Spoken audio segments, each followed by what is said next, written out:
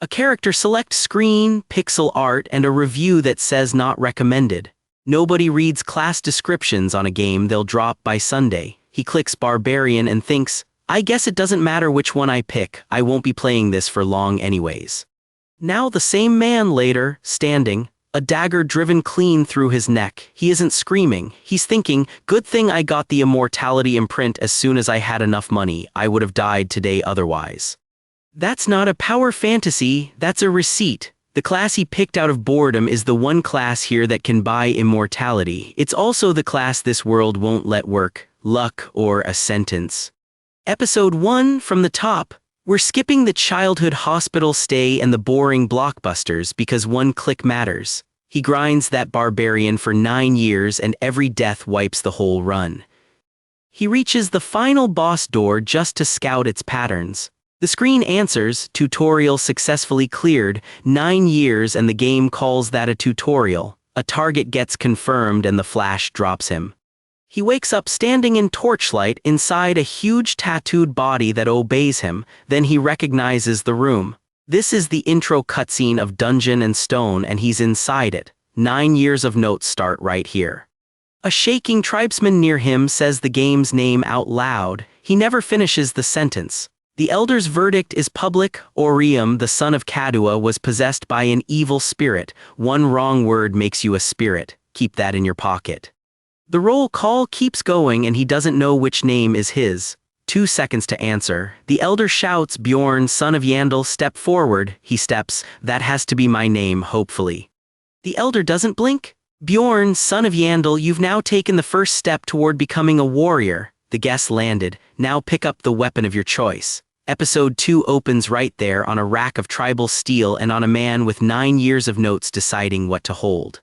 He walks past the axes, he walks past the greatswords. It's this, a shield. The verdict on that choice arrives in a rectangular thought box, so it's his conviction, not the elder's. Yup, this is the best starting item for a barbarian. A system window agrees coldly. Synchronization complete. That choice looks boring on the page. It's also the smartest thing anybody does in these 4 episodes, and it came out of 9 years of dying. His first barbarian ran a greatsword because a greatsword is so cool. Poor defense. A horned monster flattened him over and over.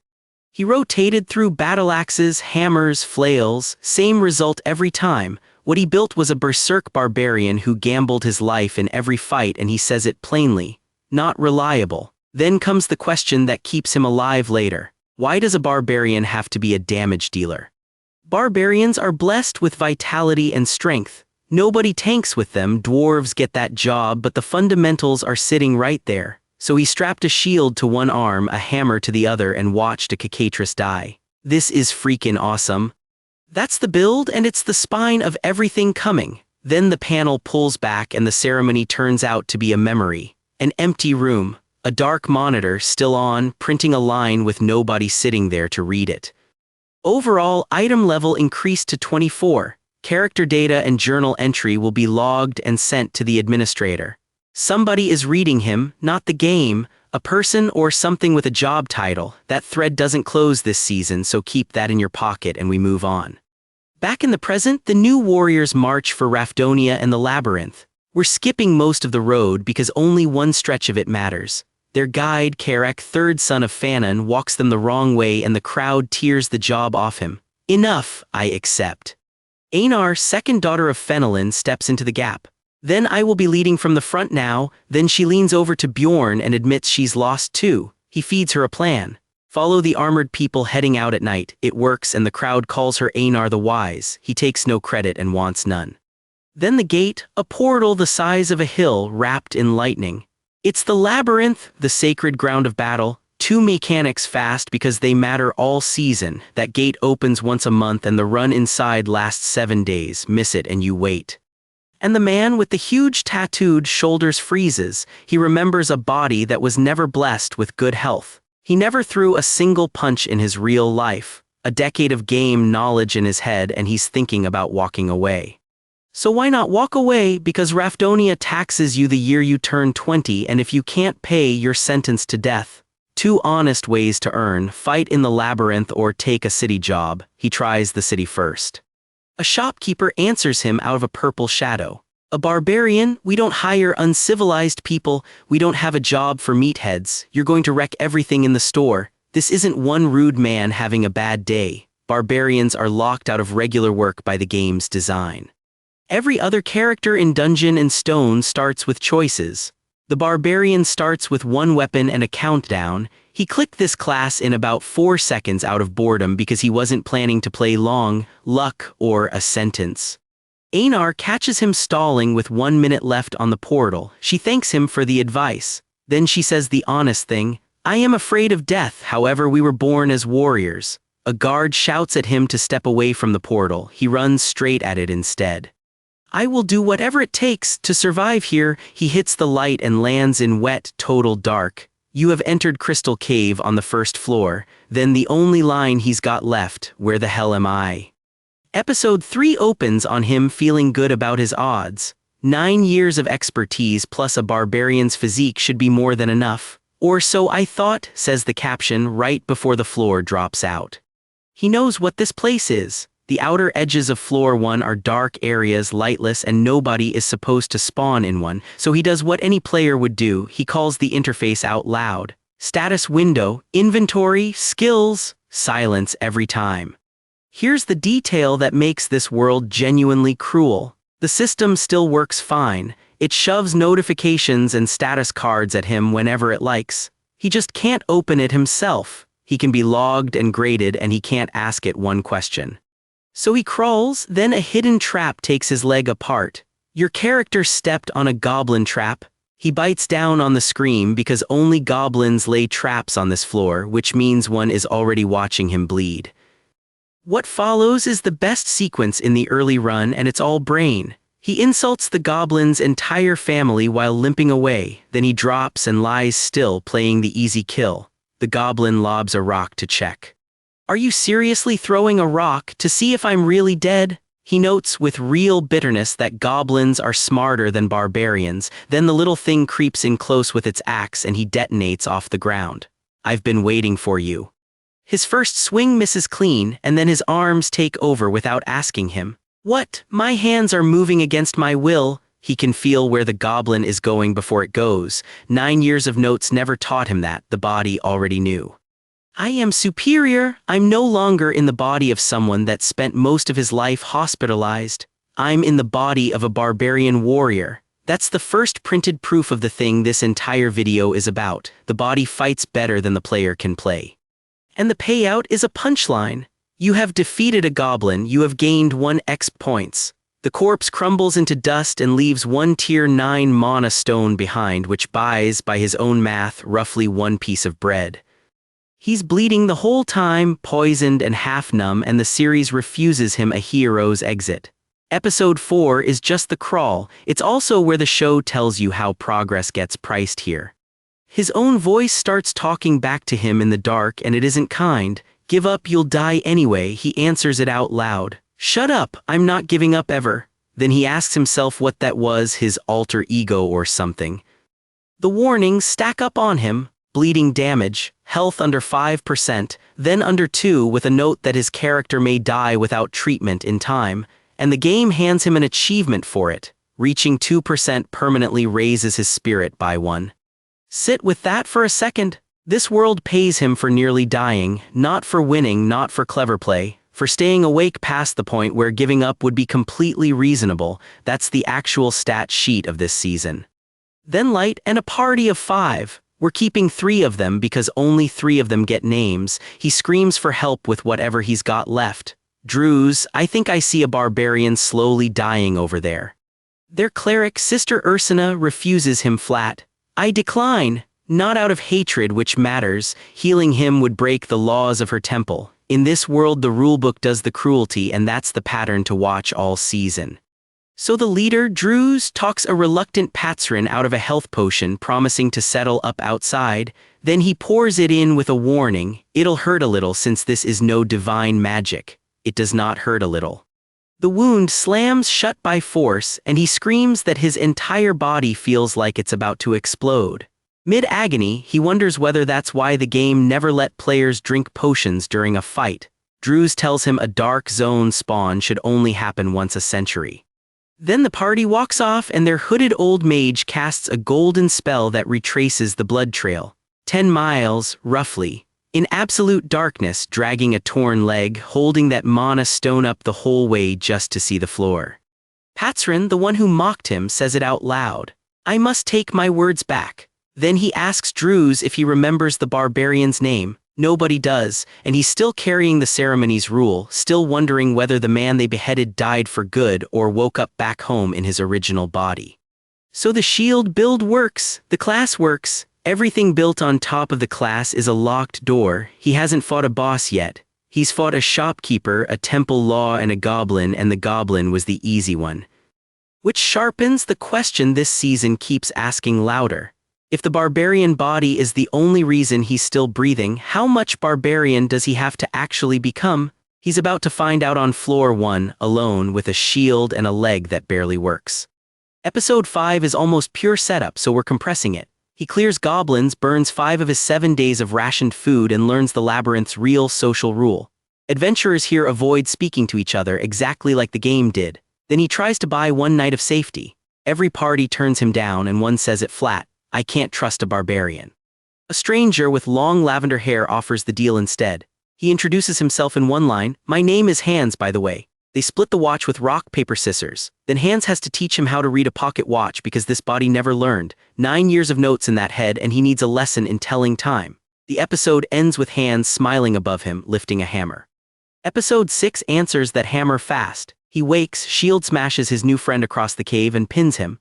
The man begs first and confesses second. I wanted your mana stones, I was only going to knock you unconscious and steal them. He wanted the shield too, since barbarian gear fetches a nice price. That's Hans, while a beating still looks like the worst outcome.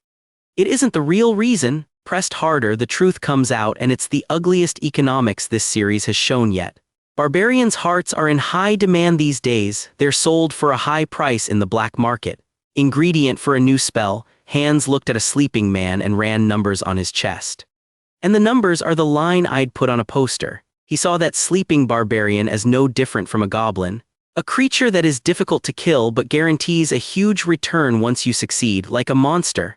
There's the second half of this season's engine. The body keeps him alive and the body is stock. Keep that in your pocket.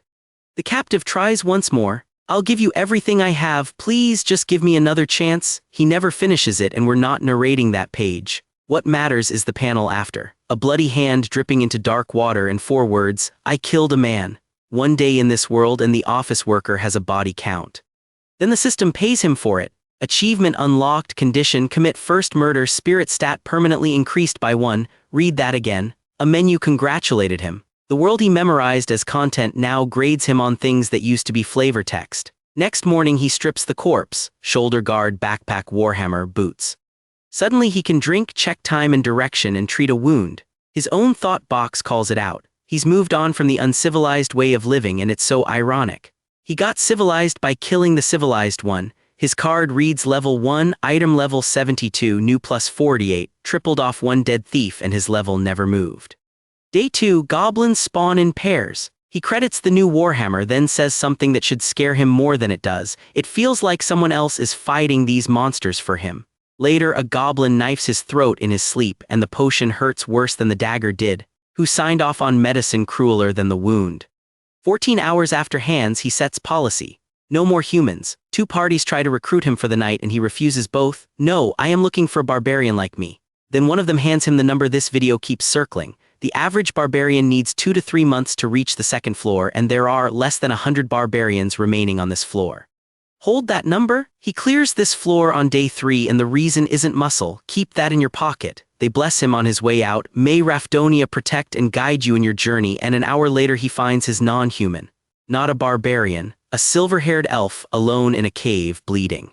Episode 7 opens on her flinching in the dark while a system message labels her, you have encountered an injured elf. He walks up and asks, are you by yourself, elf? He clocks the cut on her waist right away, and goblins didn't make that. His follow-up is this entire world in 6 words, did you get attacked by a human? She doesn't answer, she drops to her knees and begs, please spare my life, good old sir. That nickname sticks to him all season, aimed at a blood-soaked giant in a leather loincloth. He attempts a benevolent smile. She screams, "Liar!" His internal reaction is the best joke in the arc. "What the hell have you been doing, you dumb barbarians?" He throws her a licho herb and bandages, then makes his pitch.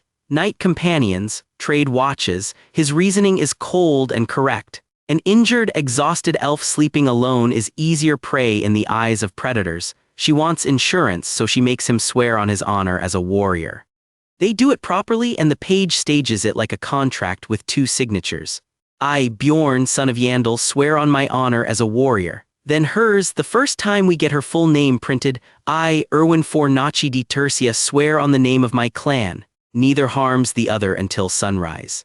Then Erwin explains why she was that terrified, and here's where his advantage cracks. "Barbarians and elves are enemies," she says, "in a war that ended more than 10 years ago." He's baffled. Elves and barbarians were not on bad terms in the game when he was playing it. 9 years of notes and the history chapter is wrong. He tries to stay awake and watch her and passes out anyway. We're skipping his short detour about what became of him back in the real world because the season doesn't pay it off here. What lands instead is a pair of hooded men with matching blue pendants, whispering that her bow fits the description. He gives them nothing. "We are knight companions, then I am not obligated to answer you." They walk off and it hits him 1 beat late. Those 2 wanted her specifically. He shakes her shoulder. She mumbles for 5 more minutes and burrows closer into him. Episode 8 opens with a content warning card, and I'm going to respect it. He wakes her with "Get up, Erwin," then catches the tell. She's pretending to be asleep. Why? Their contract expired at sunrise. She figures the moment she opens her eyes for real, he leaves and she's alone again. Then she tells him, and the craft here deserves a note. Her first night companion on day 1 was a human adventurer, a high-ranking member of a guild working the first floor. He came for her while she slept. The comic never draws 1 frame of it. Every panel under that speech is the 2 of them running in the present, so the crime stays a voice instead of a spectacle. She cut her way out and left him damage no potion will fix. That's all you need. His reaction is pure barbarian arithmetic delivered as a shrug. That guy definitely deserved it, to be fair. And now the guild gets named, the first faction this series names at all, the Crystal Union. She defended herself, so they put her on a list. Their tool drives the next 2 episodes. A message stone paired between members lets them talk and sense each other inside roughly 1,000 feet. Erwin feels one closing at 500 while they sprint flat out. So the chase comes with radar, and the radar has no off switch. That's how you make running feel expensive. He does the math out loud. Kill a guild member and he's marked for life, so he interviews her instead. "I'm a decent archer. I can also summon spirit elementals, fire spirits to be precise." He asks if she's ever killed a person. Her answer is careful. She will if she has to. Then he offers a party split 9-1 in his favor. The tracker won't drop off, so he pulls them into a dark zone she never wanted to see again and has her dismiss the fire spirit. They wait in black. The man walks in, senses them, and says 1 word: "Stop." Bjorn whispers her name and orders, "Shoot him down." The arrow ends it instantly. He didn't kill this one, he delegated it. He searches the body and finds the message stone still live. Hexagonal balloons crackle out of it, guild voices cutting in mid-name, calling for certain. 1 man, 1 name, and the chopped syllables are just bad reception. Then the broadcast. "Everyone who can hear this, come to the Goblin District at once." He's holding the enemy's radio. Episode 9 opens on the spoils. A pair of daggers, a bottle of potion, mana stones, and the dead tracker's leather outfit. He doesn't put it on. He hands it to Erwin, and she comes back in a leather jerkin and pants saying, "I changed like you said, but it feels so weird." He tells her it protects better than her old one. She looks like an adventurer now. He's still bare-chested under crossed straps. Then the stone talks again. Whoever brings the elfin alive collects 10,000 mana stones. He tells her, "Don't worry, Erwin, the first time all season anyone says her name gently." The next broadcast doubles it to 20,000 dead or alive with a promise about the winner's reward that I'm not repeating here. They fight through a goblin trap and she drops 2 of them clean with the bow. Then the split gets funny. She keeps taking 1 stone to his 9, saving for something her younger sibling has been craving. Ghouls turn up next in a zone the system swears only spawns goblins, and he's thrilled. In his game, a species pays experience once. New monster, free level. And here's the punchline this whole floor was building. They follow a blood trail and a dropped breadcrumb, and it walks them back to the glowing dais where he first woke up down here.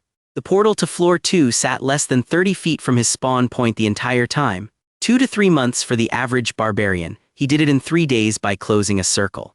So log the feat honestly the way the page does. Memorized map plus a spawn roll he never noticed, not raw barbarian strength. Luck or a sentence? Both again. Erwin misreads his fury as anger at her, decides he's grieving a companion lost on this spot and comforts him for the wrong reason. Neither is right and they step into the light together. Verdict on this stretch? Floor 1 never tested his build. It priced his body. A thief ran numbers on his heart, a guild ran numbers on his partner, and a menu paid him a permanent stat for a murder. He's climbing on spawn luck and 9-year-old notes that already contradict this world's history. How long does that hold once the market knows what he's worth? Episode 10 opens with the two of them dropping out of the portal and crashing shield first into the forest of goblins. I'm skipping the manual part. The episode spends real pages on portal directions and closing timers, and none of it pays a minute. One page does. Surrounded by a pack, he checks himself for fear and can't find any. His own narration explains why. The heart of the warrior my body houses is beating fast with passion. Sit with that, the player isn't brave, the body is, and it's lending him the nerve. Then he charges 10+ goblins with the shield out front, yelling, "This is Sparta, scumbags." A curved blade misses his throat by nothing. Erwin starts sniping and the episode stops mid-swing. Episode 11 picks that fight up and turns it into a work week. 11 mana stones off the first big pack, 2 tier 9 stones handed over by Erwin, then goblin groups every 5 minutes near the portal. One line justifies the whole grind. Because with this body of mine, I am able to even dodge arrows that are flying towards me. Notice what he's actually doing with that sentence. He's auditing the loner. 9 years of notes told him goblins move in packs of 10 or more down here, rarely with a swordsman mixed in. The notes still hold. It's the body that keeps surprising him, and he tests it like a rental he means to return. Somewhere in the day 4 to day 7 montage, he thinks about what all this brawling made him. A master of undignified combat. The page slaps a hero splash over that thought, Bjorn of the 1,000 Hands, and the contrast is the joke. Nobody in this world calls him that, it's his own caption on his own footage. Erwin hands him first watch and snores through it, which quietly means she stopped sleeping with one eye open. Then episode 11 drops the mechanic the rest of this video runs on. A goblin archer dies and leaves a blue essence. It permanently raises stats and teaches 1 active skill plus 1 passive, 1 per level ever. So the value was never power, it's fit. A wrong essence burns a level you never get back. He figures the hooded tracker who ran them down on floor 1 used a blade wolf essence for the nose. Erwin offers to take the archer's drop since a barbarian build gets nothing from it. He starts asking a promise in return and never finishes. A rival crew led by a warrior in a red headband bursts in claiming the drop. Magic comes out and he steps in front of it with the shield to cover her. Episode 12 opens on the aftermath, the two of them sprinting while armored men scream that he'll pay for this. 4 of them loitering near the first floor entrance. Then a goblin pack closes from 150 feet and something smells wrong. Erwin always spots things first. This time the goblins found them. He says it out loud, this can't be a coincidence, and orders a change of direction. A shot cracks past. That bolt didn't come from a goblin archer. The revenge party has been shadowing them, herding them into monsters, shooting from cover. That's a smarter ambush than the game he memorized ever ran, so he spends her essence right there. It gave her a passive called Poison Arrow and a stealth skill called Thief Step. Then one order: hide, wait for the signal, and kill the crossbowman with a single shot. She asks what the signal will be and the title card cuts her off. Worth knowing, this series drops its card mid-episode instead of up front, so that interruption is on the page, not in my edit. Alone, he wades into roughly 15 goblins while dodging bolts from a man he can't see. Then a poison bolt punches through his elbow.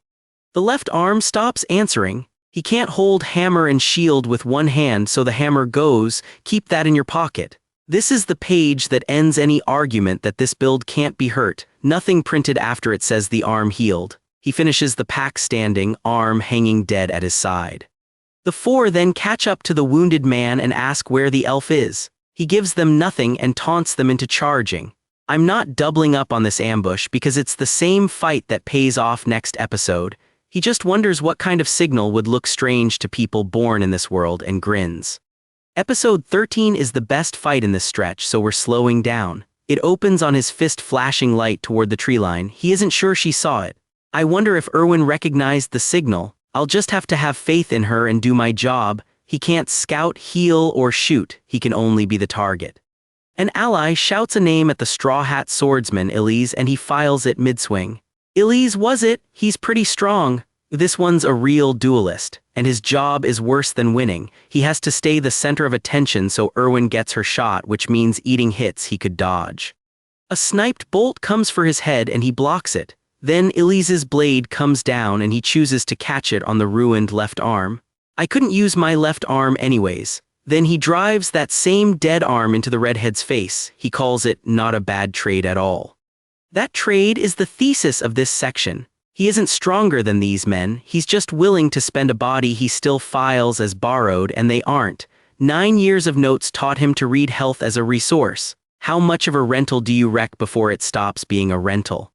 A scarred enemy with a studded shield accuses him of stalling for the redhead, then throws that shield as a feint. Behind them, another man's shield goes up in flames. Great job, Erwin! That's the reveal that she's an elemental fire archer dropped inside a brawl instead of a training scene. Then he ends the duel and not with a weapon. He gets his teeth into Elise and roars, "Die now!" I'll stay honest. The page never shows whether Elise dies or just drops, so I'm not claiming it. What it does show is a corporate desk worker settling a swordsman with his mouth.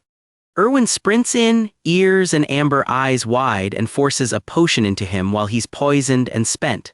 There's also a misunderstanding where his order to remove their clothes means stripping gear off the fallen.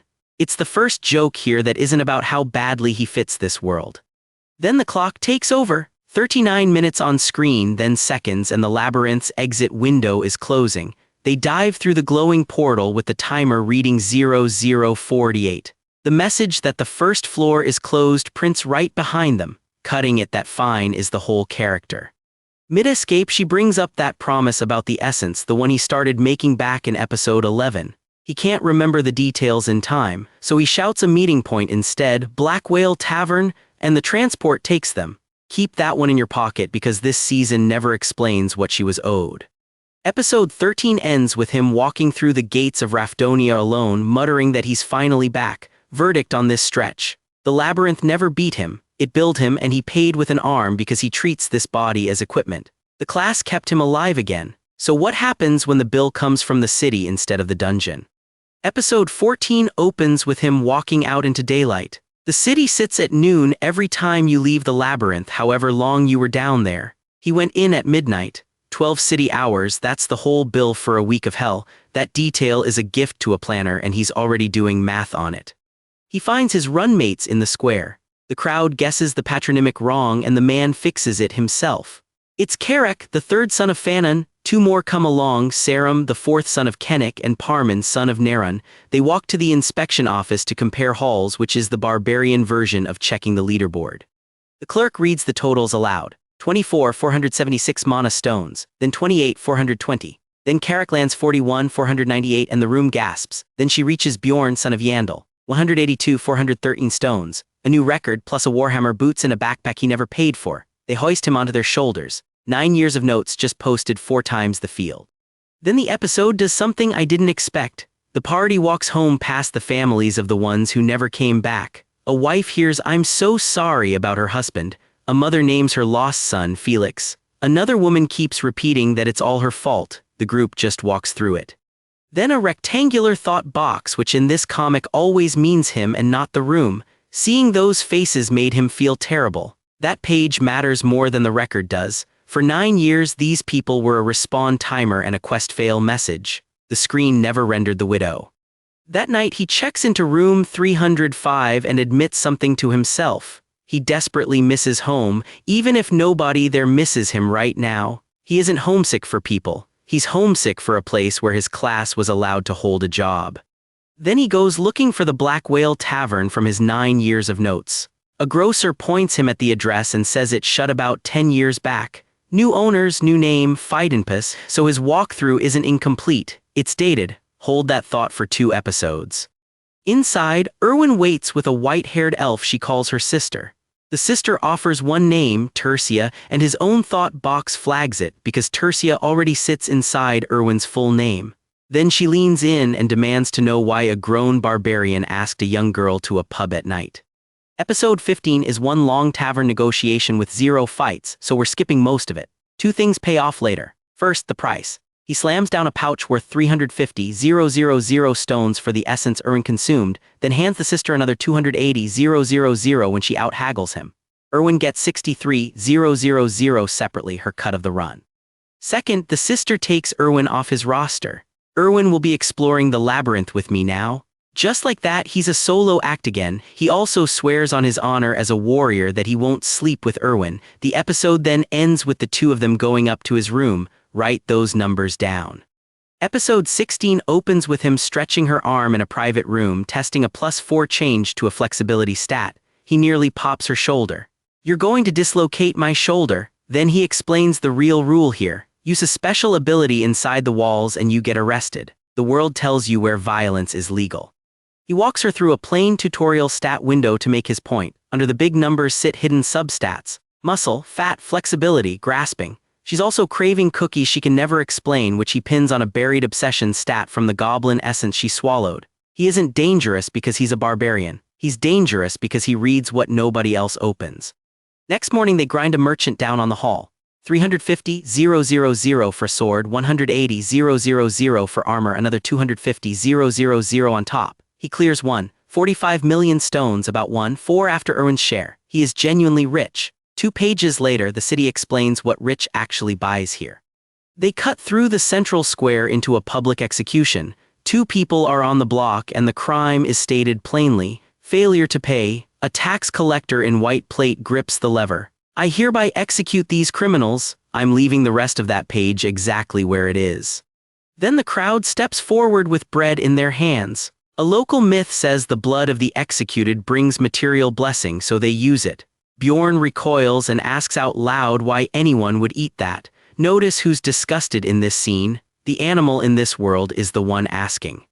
Erwin recites the tax brackets like weather. Year 1 for non-humans, 700,000 stones.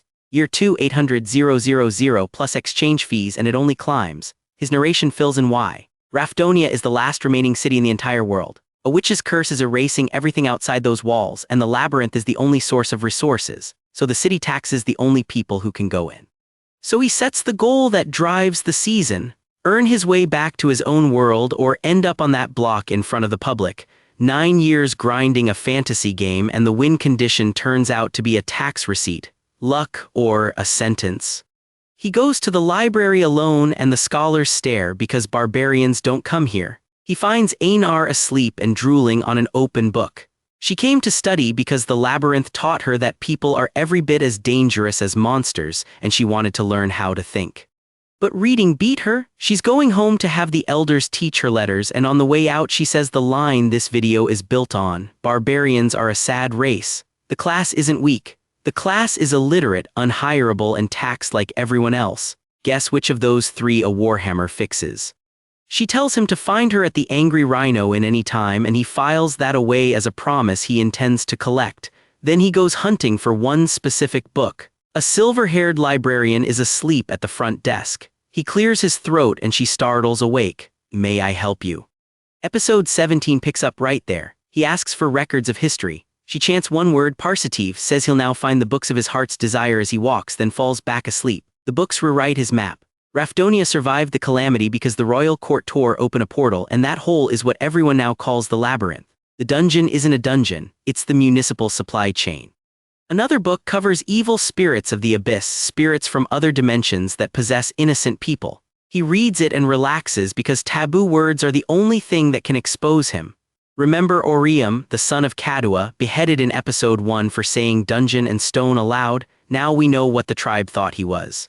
Then he opens about the death of the king and the floor drops out. Rabigian III, called Rabigian the Immortal, founder of the kingdom, died 150 years ago. The game he memorized started one day after that death. I am 150 years in the future from the timeline I remember. Sit with what that costs him. 9 years of notes just aged a century and a half in one page. Boss patterns, prices, tavern names, all stale. That's why the black whale was gone, and no, the season never explains how it happened, so I won't pretend it does. 3 days out, he's shopping for a new partner when a visitor blasts wind into his face at night. Erwin signed a second elemental contract, wind this time, after 10 failed tries with spirit stones her sister bought. The spirit trashes his room, then tidies it. He decides to keep things professional. Next day, angry Rhino in. Warriors greet him as the greatest warrior and he asks for Einar, third daughter of Fenelin. He gets corrected on the spot. Einar is the second daughter of Fenelin, Bjorn. Then she agrees to spar. This stretch kills any invincible reading of the show. He admits it in his own head first. I know I am far inferior to other barbarians when it comes to raw combat techniques. Her kick sends him flying. He loses all night crouched behind a shield under a full moon and finally says it aloud. I got owned. No page has told us his dead left arm came back either. Keep that in your pocket. Losing crowns her. Einar becomes the tribe's new greatest warrior and his answer is a contract. 8-2 split in his favor and he covers registration and gear. I will trust you, Bjorn, son of Yandel. Next day in the barbarian homeland, the white-bearded chieftain asks whether he came to learn to read like Einar. He didn't. He asks for a spirit imprint. The immortality imprint among them, to be precise. Episode 18 opens with the caption that reframes the series. Every non-human race has one special racial ability, and barbarians have something called the spirit imprint. Read that next to the tax page. The class this city won't hire and bills 700,000 a year is the only class allowed to buy this. An elder grabs his face and demands to know how he heard the term. Library book, he says. The elder can't find a reason to deny him, then names the price. About 800,000 stones for the spirit imprinting. He cleared 4 million on his first run and a fortune of it already went to elves. Then comes the ugliest thing he does all season, and it isn't violence. He tells the tribe he captured an injured elf on the first floor, worked her, took her stones and her essence, then squeezed her sister for money afterward. The panel even draws both elves while he laughs behind them. It's a lie. We watched episodes 13 through 15 happen. He rescued Erwin, then paid 350,000 plus 280,000 to the sister and 63,000 to Erwin herself. He didn't rob any elves. He got billed by them. He's selling the tribe the version they want to buy. And it works. They hoist his arm and cheer him for cheating the Knife-ears, and the elder hands back a share of the stones as a prize, so he doubles down aloud. He'll take advantage of every elf he meets and become an even greater warrior. Is that a man playing a role or a role playing him? The imprint itself is the loop paying out. Soul power written into a barbarian's body through tattoos, normally done in infancy before the soul gets tarnished by this world. The shaman offers one last chance because the path is permanent. His reason for going through with it is a build note. A high-tier imprint on the immortality path is key in a shield barbarian build. Then the needles start, he screams, and the page censors the word he picks. The system answers him. Phase 1 of the immortality imprint unlocked, natural regeneration enhanced, physique stat up by 13. He thanks the shaman, who tells him he's the first warrior who ever has, which leaves him worried he broke a custom. Then a month of routine. Meals with Erwin library until 4-5 o'clock sparring at the Angry Rhino Inn. His money goes into a mace, a custom helmet and a half breastplate. A month later the window reads physique 66, item level 218, general combat power 158. 5. He didn't get stronger. He got equipped. Then he and Einar buy a companionship spell, so they spawn side by side inside. At the portal, a warrior in full white plate named Parton gets them there in time. Bjorn insists on going in while the dimensions are unstable because a book said so. They sprint through the shrinking gate as the guard shouts, "Darkness." Then Parton's torch finds the monumental stone, sitting exactly where those outdated notes said it would be. That's a warp straight to floor 2. Parton grins and says real veterans of the game even take advantage of in-game bugs. Verdict on this stretch. The city priced his life at 700,000 stones a year, and he answered by buying the one thing only a barbarian is allowed to own. He spent everything on a tattoo nobody has watched work yet. How much barbarian does he have to become before that bill comes due? Episode 19 opens with the two of them stepping out of portal light onto the second floor. A system window says he's the first person to open the portal on this floor. 2 experience points and instant level up, a wider essence intake slot. He earned that by knowing where the door was. Then he tells Einar to keep it quiet and to say it took them 2 days. He rigs a torch onto his new steel helmet and calls himself a barbarian candle. We're skipping the whole first day of ghouls and skeletons because one panel is why this episode exists. A gash on his arm closes in about a minute. Einar asks if that's the power of his spirit imprint and he says it is. Then a tier 8 death fiend walks out of the dark. Episode 20 explains the problem. Its wounds seal in about 3 seconds, a passive called body preservation, and the caption is blunt. They can't inflict damage faster than it regenerates itself. Then Einar spots the real target and it isn't the head. Take out one leg and the balance goes. He kicks it out from under the thing and they beat the skull down until she jokes it's like kneading dough. Regeneration means nothing if the head stops existing. And that idea was hers.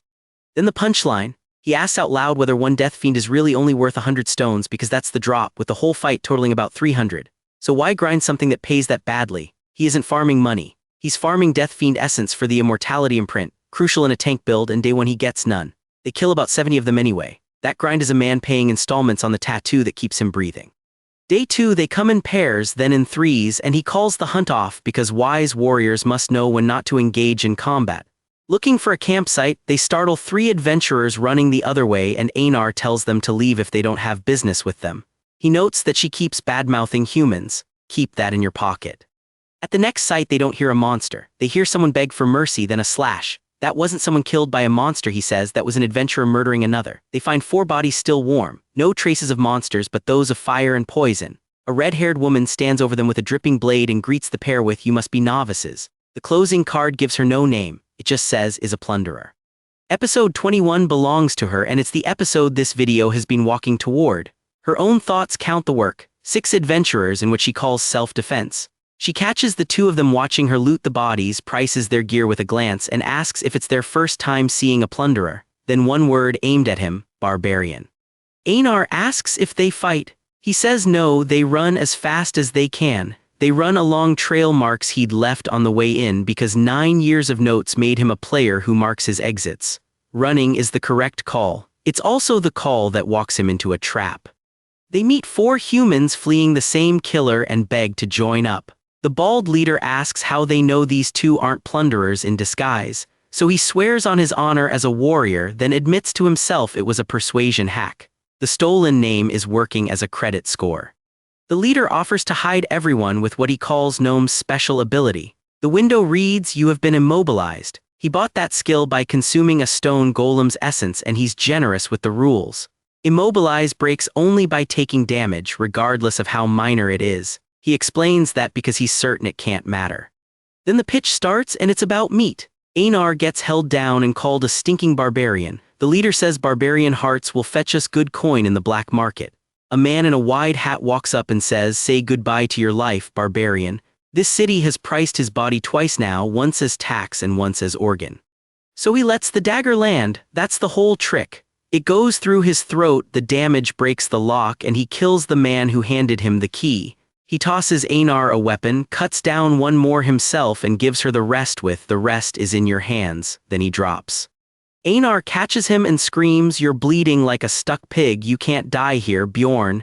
The system is calmer. Spirit permanently increased by 3, plus an achievement for surviving at almost 0 health. And his own thought is the thesis of this season, printed while his hand holds his neck together. "Good thing I got the Immortality imprint as soon as I had enough money. I would have died today otherwise." Then the cold detail, "This scar won't heal." Einar tells him he must be the only barbarian alive walking around with a wound like that. Luck or a sentence. They go after the bald leader and never reach him. A thrown spike drops him where he stands. The redhead watched the entire fight and she greets them with, "Hello again, barbarians." She was actually impressed by the battle just now. He decides that if running isn't an option, then they fight. Episode 22 is that fight in the rain, and I want to be precise about who's in it. 3 people, him, Einar, and the same unnamed redhead. He grabs her and shouts that he'll impede her movement as much as he can. On his cue, Einar drives a dagger into her spine through the armor. It lands. Her thought is disbelief, asking whether the girl has awakened her aura, and she still beats both of them. Einar hits the ground first. Then the woman walks at him and tells him to give it up already. He was inflicted with basilisk's paralysis poison. His thought under that panel, "Am I really going to die here?" Her offer is mercy for silence, sworn on Einar's honor. She won't kill a barbarian by her own hand, she says, because she's indebted to them. Einar declines out of pride and the blade starts moving. That's when he screams at her to accept the offer on her honor as a warrior, and then tells her exactly where to shove that warrior's pride. She swears. He just talked his partner out of an honorable death using her own honor as the lever. Then they ask what floor she came from. 8th. Kneeling in the mud, he works out what that means. They survived because of an agreement she'd made with somebody else. Not skill, not the tattoo, a debt they'll never see the paperwork for. They shout at her back that it's going to be different next time they meet Plunderer, and she leaves without turning around. Afterward, he sits with the part that actually hurt, and it isn't the poison. It's being pitied. The page shows a stylized portrait of the party that once refused him aid, the cleric who wouldn't heal him and the swordsman who threw a potion away. Then, in letters nobody hears, he says it.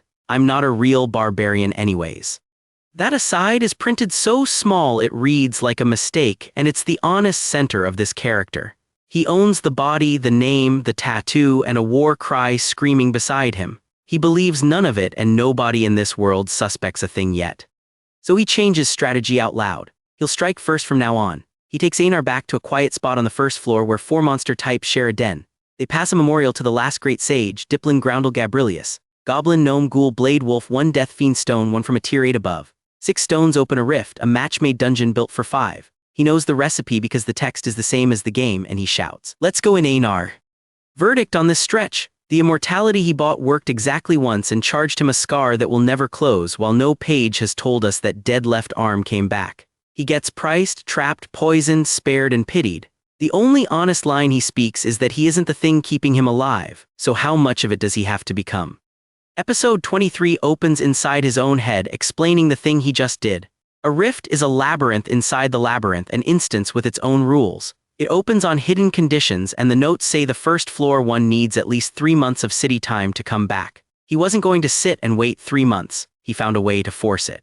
What's on the other side is a red sky and a horde of scavenger crows over a dead city. Bloody Citadel. He expected it because the tier 8 mana stone he fed the altar came off a death fiend.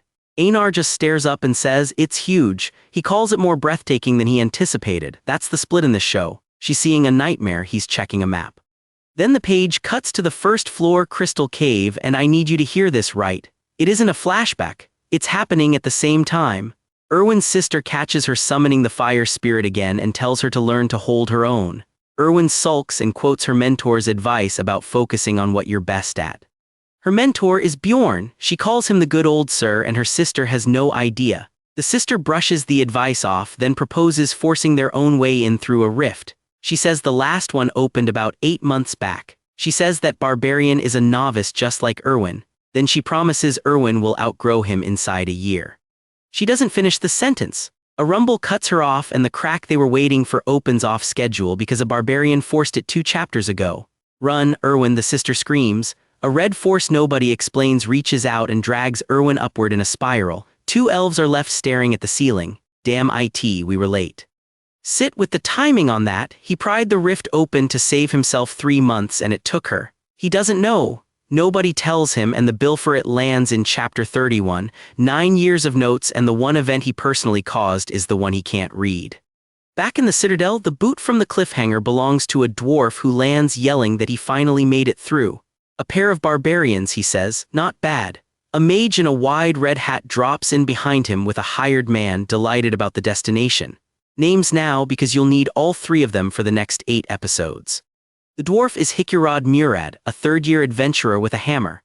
The mage introduces herself as Adua Raven, a whopping tier 6 funded by the royal court. The 3rd man asks to be called Tarzine, and he's a porter, not a caster. 5 people total. I'm skipping their 11-page argument over loot because the only line worth your time is the systems. You have entered Bloody Citadel. Episode 24 is a corridor with monsters in it. 2 gargoyles, a horde of stout undeads that drops nothing, a steel door, a drawbridge over a moat of blood-red water. So I'll hand you the one frame that pays off later. Adua deletes an entire risen horde with a single storm of blades, and Bjorn's thought caption just says mages are way too overpowered. Episode 25 keeps crawling, so I'm keeping it to the 3 printed lines that carry the whole video. Behind a secret door there's a mountain of decaying corpses. Tarzine gags first. Then the tier 6 mage, the one with anatomical research on her resume, doubles over sick. And the barbarian notes that his sturdy, resilient body is keeping him wide awake. Second line, he prods a statue by a fountain out of pure gaming instinct and finds loot buried under it. Then he catches himself.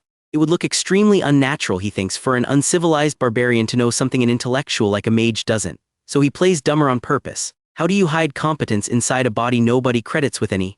Third line arrives when the corpse pile starts talking. And all he can manage is that they weren't this loud in the game. Episode 26 opens with a piece of meta I genuinely love. The game he memorized was a fringe title whose black and white screenshots became internet memes, passed around for looking so fitting and real. He agrees they looked real. Then he watches a skeletal horde drag a screaming man into a golem's mouth and says the pictures don't come close to the first-hand thing. The party had him and Einar filed as replaceable novices. Then the mid-boss opens up. Its corpse bomb sprays the veteran dwarf's eyes and he's screaming that he can't see.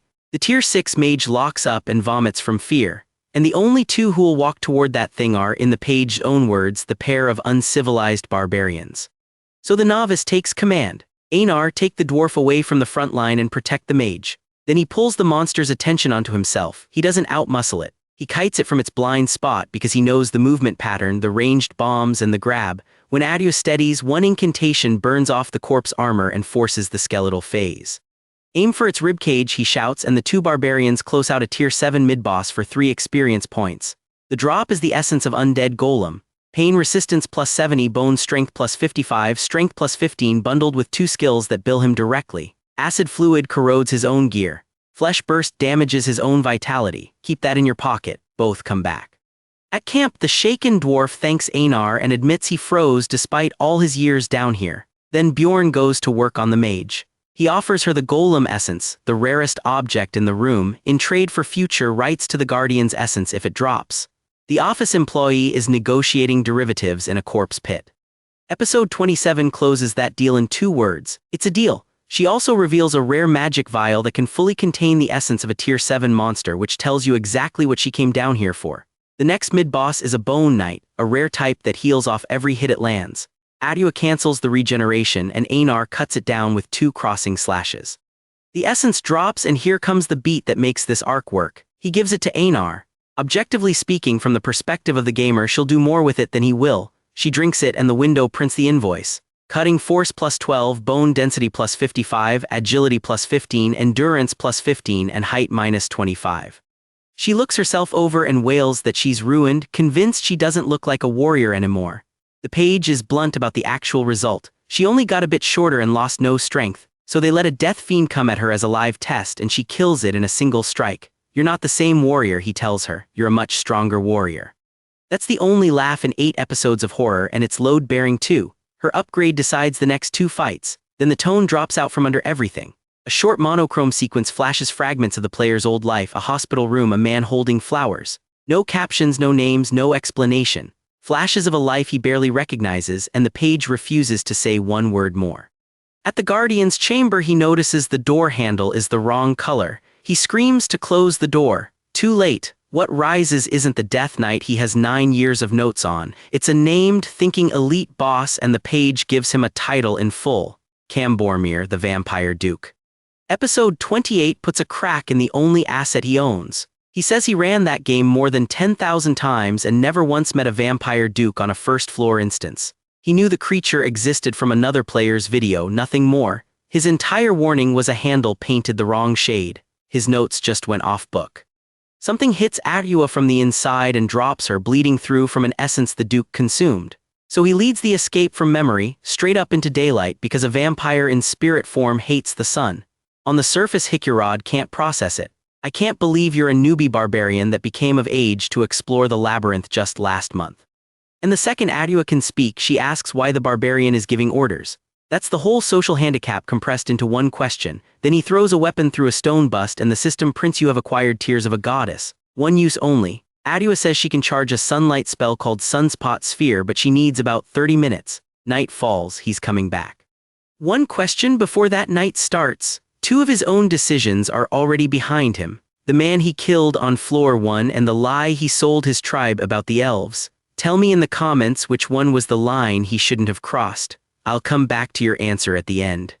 Episode 29 opens with a language warning and a winged shape standing over 5 people. Tarzine, take Adyu and move out of range, quickly. Bjorn's private read is that this part isn't too different from the game. Hold onto that line because the next 30 pages take it apart piece by piece. Hikurod plants himself and eats the hits, running a tier 7 essence ability for knockback immunity. He burns a second one just to survive the follow-up, and he's bleeding badly by the end of it. Blood sprays across both barbarians. Einar shouts that something feels wrong and the system answers her. The 2 of them are marked as offerings now, and the Duke grows stronger while they stay close. Note the direction of that economy. The boss doesn't get stronger by winning. He gets stronger by them standing nearby. Then the narration lists what they're actually fighting. Immortality, which regenerates him harder the more vitality he loses. Blood Mastery, which skims stats off anyone he bleeds. Mist Form crows that shape out of his body and detonate undead raised from puddles of blood. Read that first ability again. The boss and the Barbarian bought the same trick, and only one of them paid 800,000 stones for it. The mage needs 5 more minutes. The dwarf is done, so he sends Einar away with him, orders her to retreat to safety, and then he puts his weapon down on the floor. I don't need a weapon here. He taunts the Duke with Einar's own war cry, Behela, plus a word this channel won't be repeating.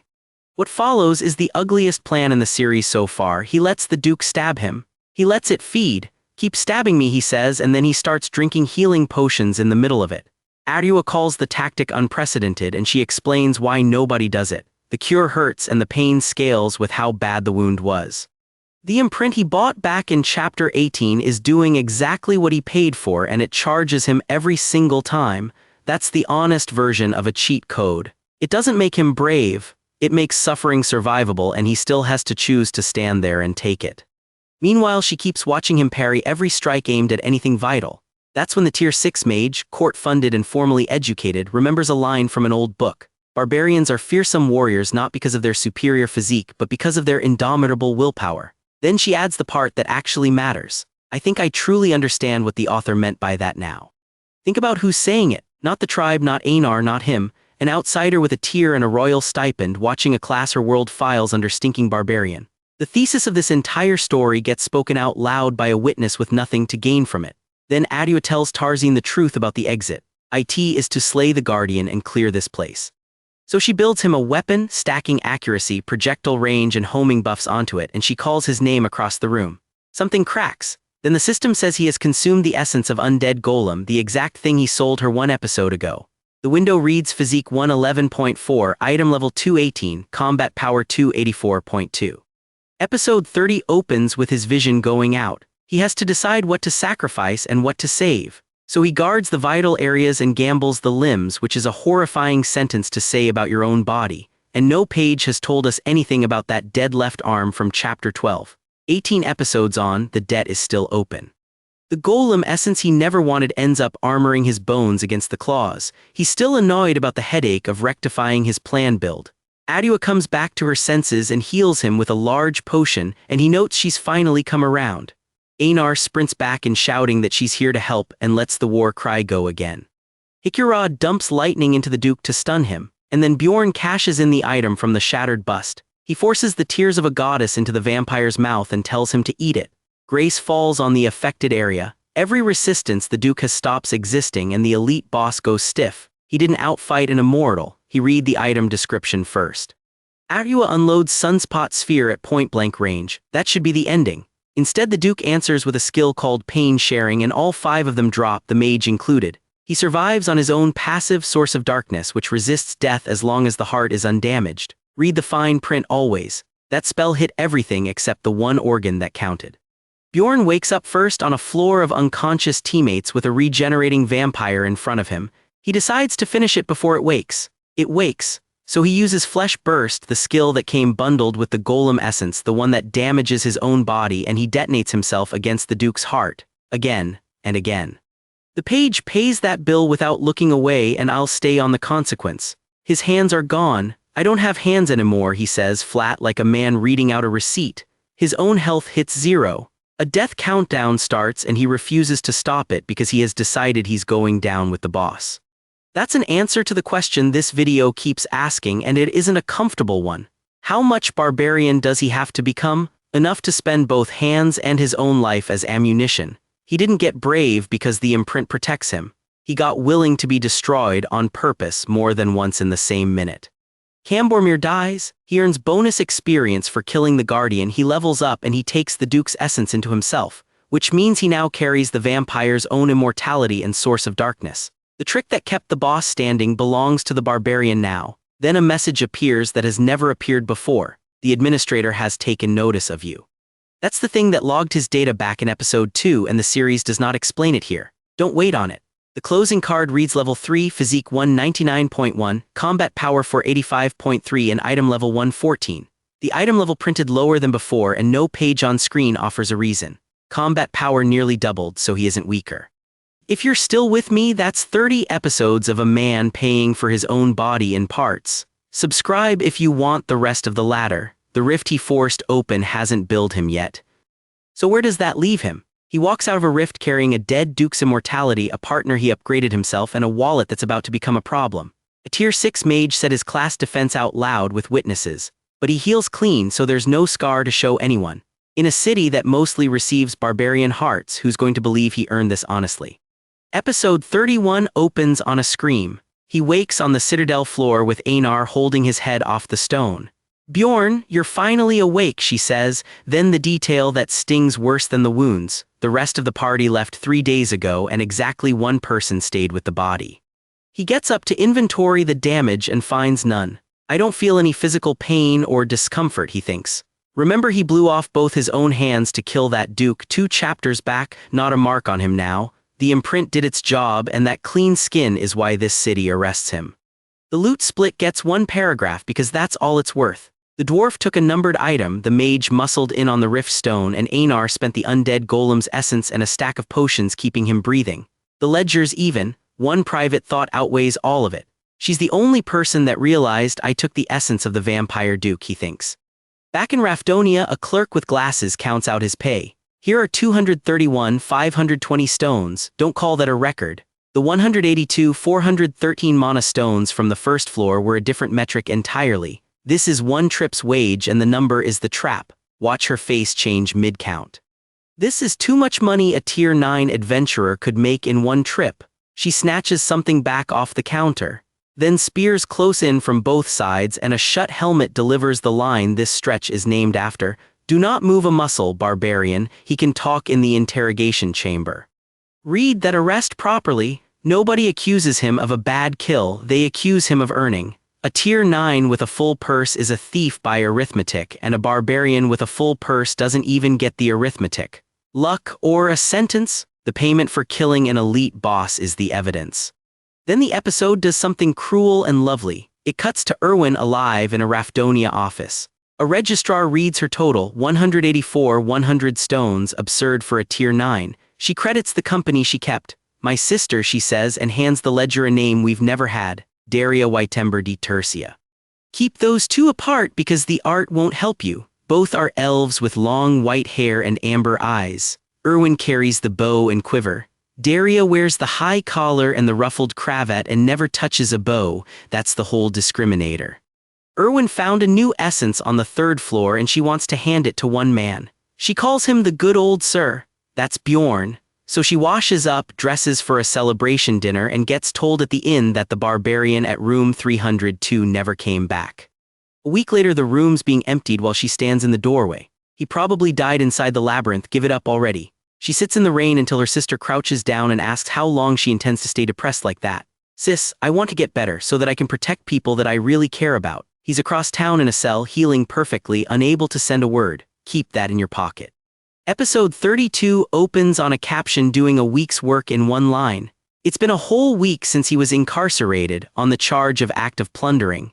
Plundering is what this world calls adventurers who hunt adventurers. They've filed the victim as the predator and the paperwork has to catch up. The branch manager runs the interrogation.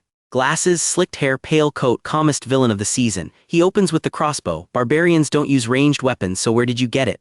Bjorn took it off a party of 4 who tried to kill him first. Then the manager sets the trap this class walks into every time. A barbarian who breaks his vow can be suspected of being possessed by an evil spirit. So the defense becomes the symptom, and a slit throat doesn't heal without a scar, so you're gonna have to come up with a better lie to fool a non-barbarian. Bjorn privately credits the regeneration he took off the vampire Duke and asks for a mage to read his memory. Denied. Tier 7 and up only, and why spend guild money on a man whose assets get confiscated anyway? That's the social engine of this whole series, said out loud by a bureaucrat who thinks he sounds reasonable. 2 days later they try a mage regardless, a guild witch, and the loop closes on him. A system window confirms his spirit stat at 90 and above blocks mental manipulation. His magic resistance is too high, she reports, unless we summon a mage from the tower. The manager calls that inefficient for a menial investigation. Follow the shape of it. He asks to be tested, they refuse to test him. Then his resistance to the test gets filed as proof he's hiding something. He offers Aryua's name and the dwarf's name as references and nobody writes them down. That isn't a weak class. That's a strong body with zero standing, which is the difference this series keeps insisting on. Interrogation number 7, and the manager produces his damning evidence. A message stone from the fight against the Crystal Union traced by unique ID to a dead adventurer plus testimony bought from the Union. He says the name like a gavel, Bjorn Yandel, executed 3 hours later. 3 hours? Alone in a cell, one guard dozing outside. He knows a jailbreak brands him an escaped plunderer for life, and he decides anyway, I must prove myself innocent regardless of how. Then he triggers flesh burst on his own arm. There's no fire skill in this series. The bars come apart because he detonates the limb holding them. He walks out through his own blood and puts the guard down. Then comes the choice that turns an escape into a riot. He opens every cell. I'm sure some of them are real criminals, he admits, but a wrongfully convicted barbarian wouldn't care about that, would he? Downstairs, staff beg adventurers to help for a reward. That mob is where his second name is born, and the city settles on the spelling later, Barbarian of Liberty. He isn't running for the exit, though. My goal isn't just to get out of here. He climbs toward the 3rd floor and detonates himself again onto the knights blocking the stairwell. They scream that it burns like acid, and they're right. His blood turned acidic when he ate the undead golem's essence in the rift. That's a souvenir, not a barbarian trait. Then a window opens, offering imprint active, enhancing his physical ability per number of offerings within 300 feet. The wounded are the fuel. I feel like I'm on steroids, he says. My body is literally teeming with energy. He roars Behella and goes through the guild's knights like weather. One lands a clean energy blade on him, then watches it close. No way, she says. The wound I inflicted on him just healed in real time. How do you like a barbarian with enhanced physicality, he asks, and drops her too. The class they meant to behead in 3 hours is the only reason there's still a defendant standing. He stops at the manager's office door and the episode stops with him. Episode 33 opens on the ambush he didn't plan for. A masked man in a red coat comes through that door and opens his back up. Then the attacker starts screaming because the blood that splashed him is eating his face. You didn't expect my blood to be acidic, did you? One punch ends him. He was holding a hostage, and Bjorn reads the room in a single panel. Daughter of the district chief? I hit the jackpot. He takes her himself. She's appalled. How can you remain so composed after committing such a heinous deed? He never answers, and that silence is the coldest thing he's done yet.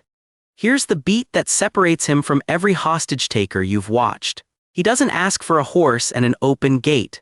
Summon the investigator that interrogated me, leader of the Crystal Union, as well as a mage from the tower immediately, unless you want to see this woman killed. He's convening a trial by force. Then he steps onto the balcony and roars Behella over the street. That cry isn't Einar's private property, it's tribal, and the barbarians below answer it. Time to strike back, suckers, one shouts, and the man who spent 30 episodes hiding what he is finally says it into a crowd. My name is Bjorn Yandel. I am a Tier 9 adventurer framed for murder by the Adventurers Guild. I am innocent. Count what he spent there. The word that gets barbarians turned away from shop doors is now his only character witness. He can't buy standing, so he borrows it from every barbarian in earshot.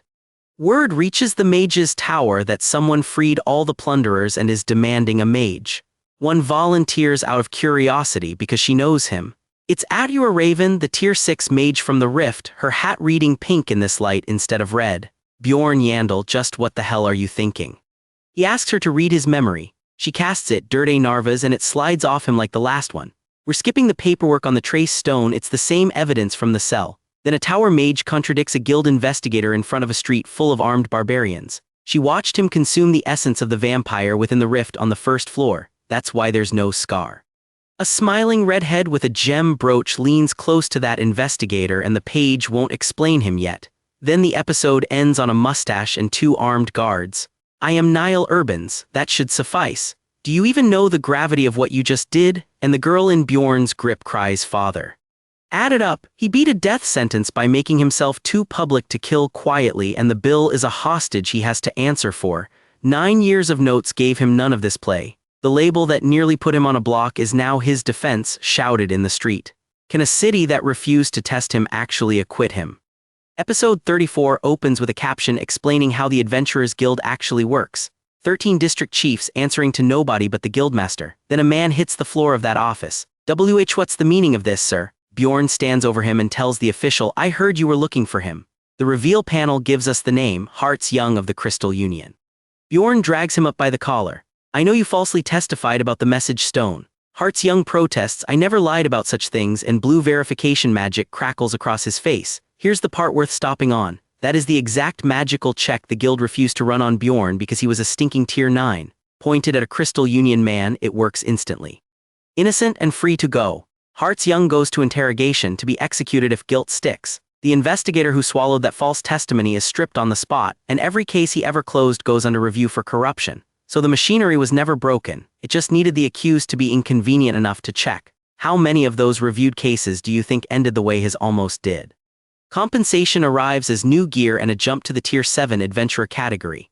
Bjorn says that isn't enough. Aura boils off him and he roars bring him on, daring them to send any Tier 7 they like. Then Adir Raven vouches for him in public. 2 months into his career, this barbarian consumed the essence of a Tier 5 vampire lord, the Rift's guardian, and walked away. That feat alone should have raised his tier, she argues. Bjorn takes money instead and settles at 5 million stones. Adir Raven then bills the guild $1 million for the service of vouching, and the official pays while asking her to thank the master. We're compressing the lab half of this episode. Only 3 things in it matter later. 1. The non-disclosure agreement he signed at the branch office existed to protect her exclusive claim on that vampire essence. 2. They haggle her research down to 3 months, 3 hours a week paid, results shared. 3. He pins her to the wall over the undead golem essence she forced into him without asking. He demands 10 million to have it removed at the temple. He calls her view mage prejudice. So she puts the question to another mage over a message orb. Episode 35 opens with that mage's answer, and it is not diplomatic. Cash first, a mountain of it. Pushed on what happens if the man can't pay, the answer is flat. I would probably slit his throat and kill him. Bjorn grins across the orb. He baited that entire exchange and he calls it a battle of wits that he won. It's leverage dressed up as a philosophy debate.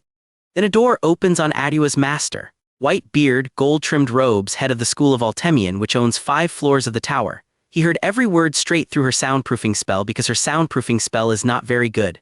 Bjorn immediately mangles his name, calls him old man, then Snowbeard. The page never prints that name cleanly, so neither will this video. The old man offers a numbered item instead of stones, the Ring of Frost Spirit, number 9425. It suppresses 1 essence the wearer has already consumed, which is the precise counter to the acid blood he picked up from the undead golem. Bjorn takes the ring and agrees to 2 lab visits a week, then both sides go off and congratulate themselves in private. Adua and her master laugh that the ring is junk, maybe 1.5 million on the market, and that the dumb barbarian got fleeced.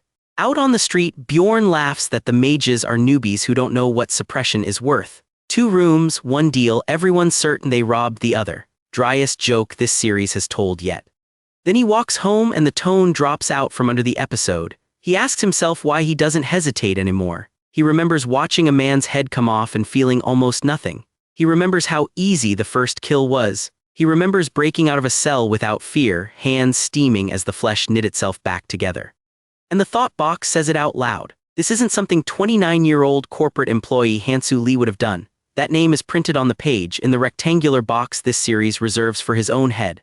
35 episodes in, the man finally uses his real name and it arrives as an accusation instead of a reveal. He's not introducing himself, he's filing a complaint. He asks whether he's slowly becoming a barbarian from within, then answers that it's probably better this way for his survival. Same page, harsher wording. His mental state has been taken over by that of a barbaric savage beast. Keep that in your pocket. The class he clicked without reading isn't just his body anymore. How much of the office worker is actually left? 2 quick beats after that. His old innkeeper assumed he was dead and got rid of his belongings, so Bjorn leans on the man for 30,000 stones in compensation. He upgrades to the Angry Rhino in window private tub close to the portal square. Next morning his tribesmen are in the common room, roaring about a hero called the Barbarian of Liberty. Nobody in that room knows the hero's name. Sit with that. The city built him a title and left the name field empty. Then he and Einar walk into Kamalby, the ring of districts 2 through 5 around the royal capital Karnan, nicknamed the Free Market. He hands her 300,000 of the 800,000 he made selling plunderer gear. She discovers cotton candy and treats it as human sorcery. Then the meal turns. Einar thanks him for treating her exactly the same as before because nobody else does. Since she drank the Bone Knight essence and shrank, her clan has decided she isn't a warrior anymore. Human men now flirt at her in packs. She spent years fighting the prejudice of being a woman with a blade, and one status window erased the silhouette that argument stood on. So when she snaps, "Am I that ugly now, Bjorn?" and slams her food down, that isn't vanity. That's a fighter who lost the only proof she had, then she cuts him off completely. "I've decided, Bjorn, I don't deserve to go into the labyrinth with you again." Bjorn, who followed none of this, asks what the hell she is even talking about. Episode 36 opens with her leaving for real. 6 months of training under a respected elder swordsman at the tribe's sacred grounds. She tells him not to wait for her and not to take her back later out of pity, and vows to become an excellent warrior first. Say that out loud because almost everything from here to the finale runs on Einar not being in the party. Bjorn does the math instead of moping. Dungeon and stone cannot be cleared solo no matter how strong you get, so he audits himself. 2 essences, Undead Golem and the Vampire Guardian. A kit built around not dying, Source of Darkness offering imprint, Blood Mastery, Immortality. One thought box here calls it 10 years of playing this game and says his character never grew this fast in any of them. So he asks Adura Raven to join him. She refuses a 1 barbarian party without blinking.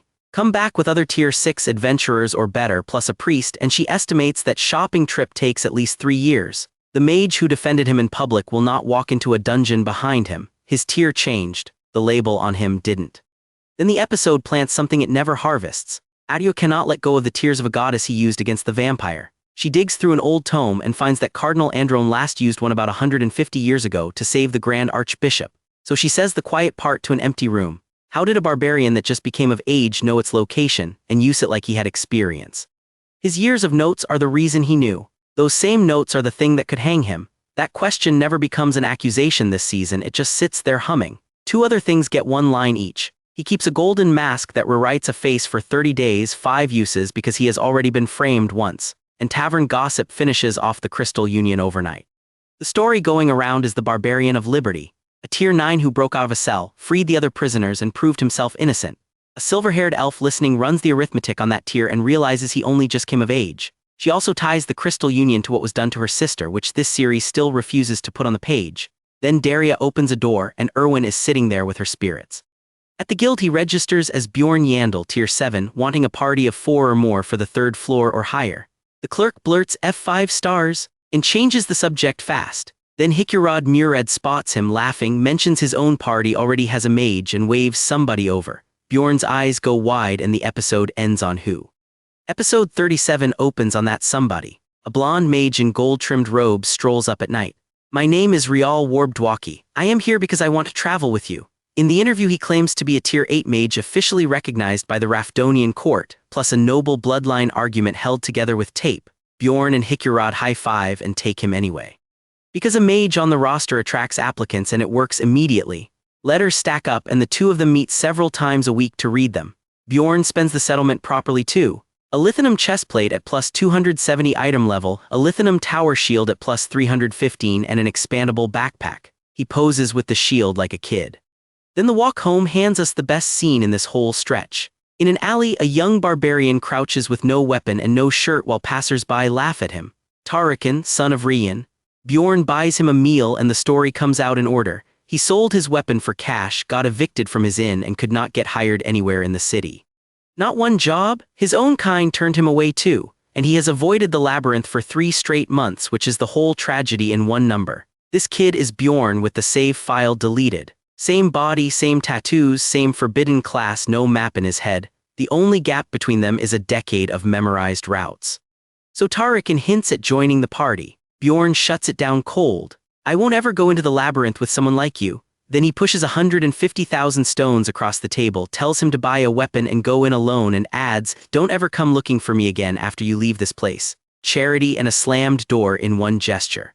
And then, alone on stone steps at night, he grades himself. Despicable, possibly a hypocrite. He decides it was still the most he could give and asks the empty street for one thing: please survive as long as you can. That's what 2 months in this city have done to a man who used to answer emails for a living. Entry day and the name cards line the party up. Hikurad Mured, tier 6, the leader. Misha Karlstein, tier 7, cat ears and a dagger stretching the last word of every sentence. Brown Rottmiller, tier 7, who plans the route. Rial Warbdwaki, tier 8. And on the system plate, Bjorn Yandel, Tier 7 Barbarian Adventurer and Tank. They spawn in the Crystal Cave, first floor, month 1 all over again. Verdict on this stretch. He got the acquittal, the tier, 5 million stones and a title, the whole city chants, and he still sent away the only person who shares his class. He signed his real name for the first time just to admit he's losing it. Luck or a sentence? Ask again when the next bill arrives. Episode 38 opens 10 hours into a walk, at portal that's already open. Somebody beat them to the second floor again. Bjorn knows exactly what that costs him.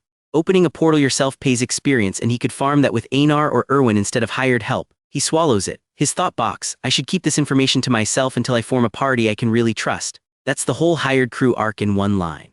We're skipping most of this episode on purpose. The layers of beasts dies in system windows, and Iron Tusk's ambush leads nowhere, and the tier jokes are texture. One number survives. Around the fire, the crew works out that he's run into plunderers 5 times in 3 months when most adventurers meet them once in several years. 3 months. That's the whole span of his life in this body, and the story lets it slip inside a joke. Episode 39 drops the 5 of them into the orc colony as a chemistry test. Rial, Warb, Dwaki and Brown Rotmiller shoot from the back. Bjorn and Hikurad Murad hold the front. Miss Shaw Karlstein cleans up whatever leaks through. It works. She's genuinely thrilled that she killed an orc. Watch how fast this series hands him a functional team on the exact floor it's about to evict him from. Then an explosion, and an old man with a diamond crest walks down a broken stairway. His people are Clan Dizarwi, and they work the 6th floor and above. They're claiming a 3rd floor orc colony. He refuses to explain himself, then admits the one thing that matters. His house urgently needs the essence of an elite orc warrior. A 6th floor clan slumming 3 floors down for 1 drop is never just shopping. What he does next is the real scene. Dwaki is a tier 8 mage recognized by the royal court of Rafdonia. The elder calls him filthy garbage, then tells him never to associate with him again, you maggot. Hikurad lights up lightning and squares off against a clan that outclasses every person present. Bjorn's reaction isn't loyalty. It's arithmetic, and the arithmetic is awful. And standing with the Dizarwi group is a red-haired man with the same cat ears as Miss Shaw. He calls her a loser, then agrees she's something like his sister.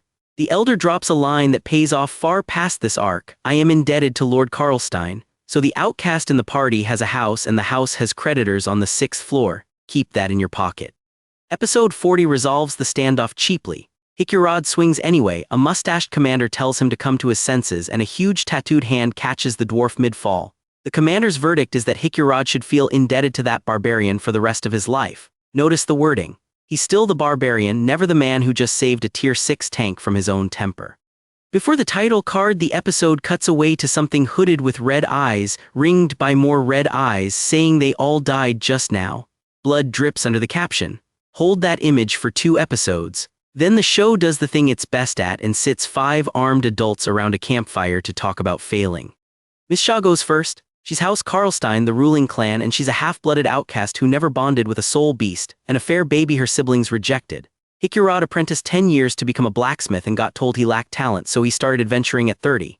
Dwaki had family money for magic study and still couldn't make it to the tower. He admits he envied their non-human traits. Then everyone turns to the guy in the full helmet.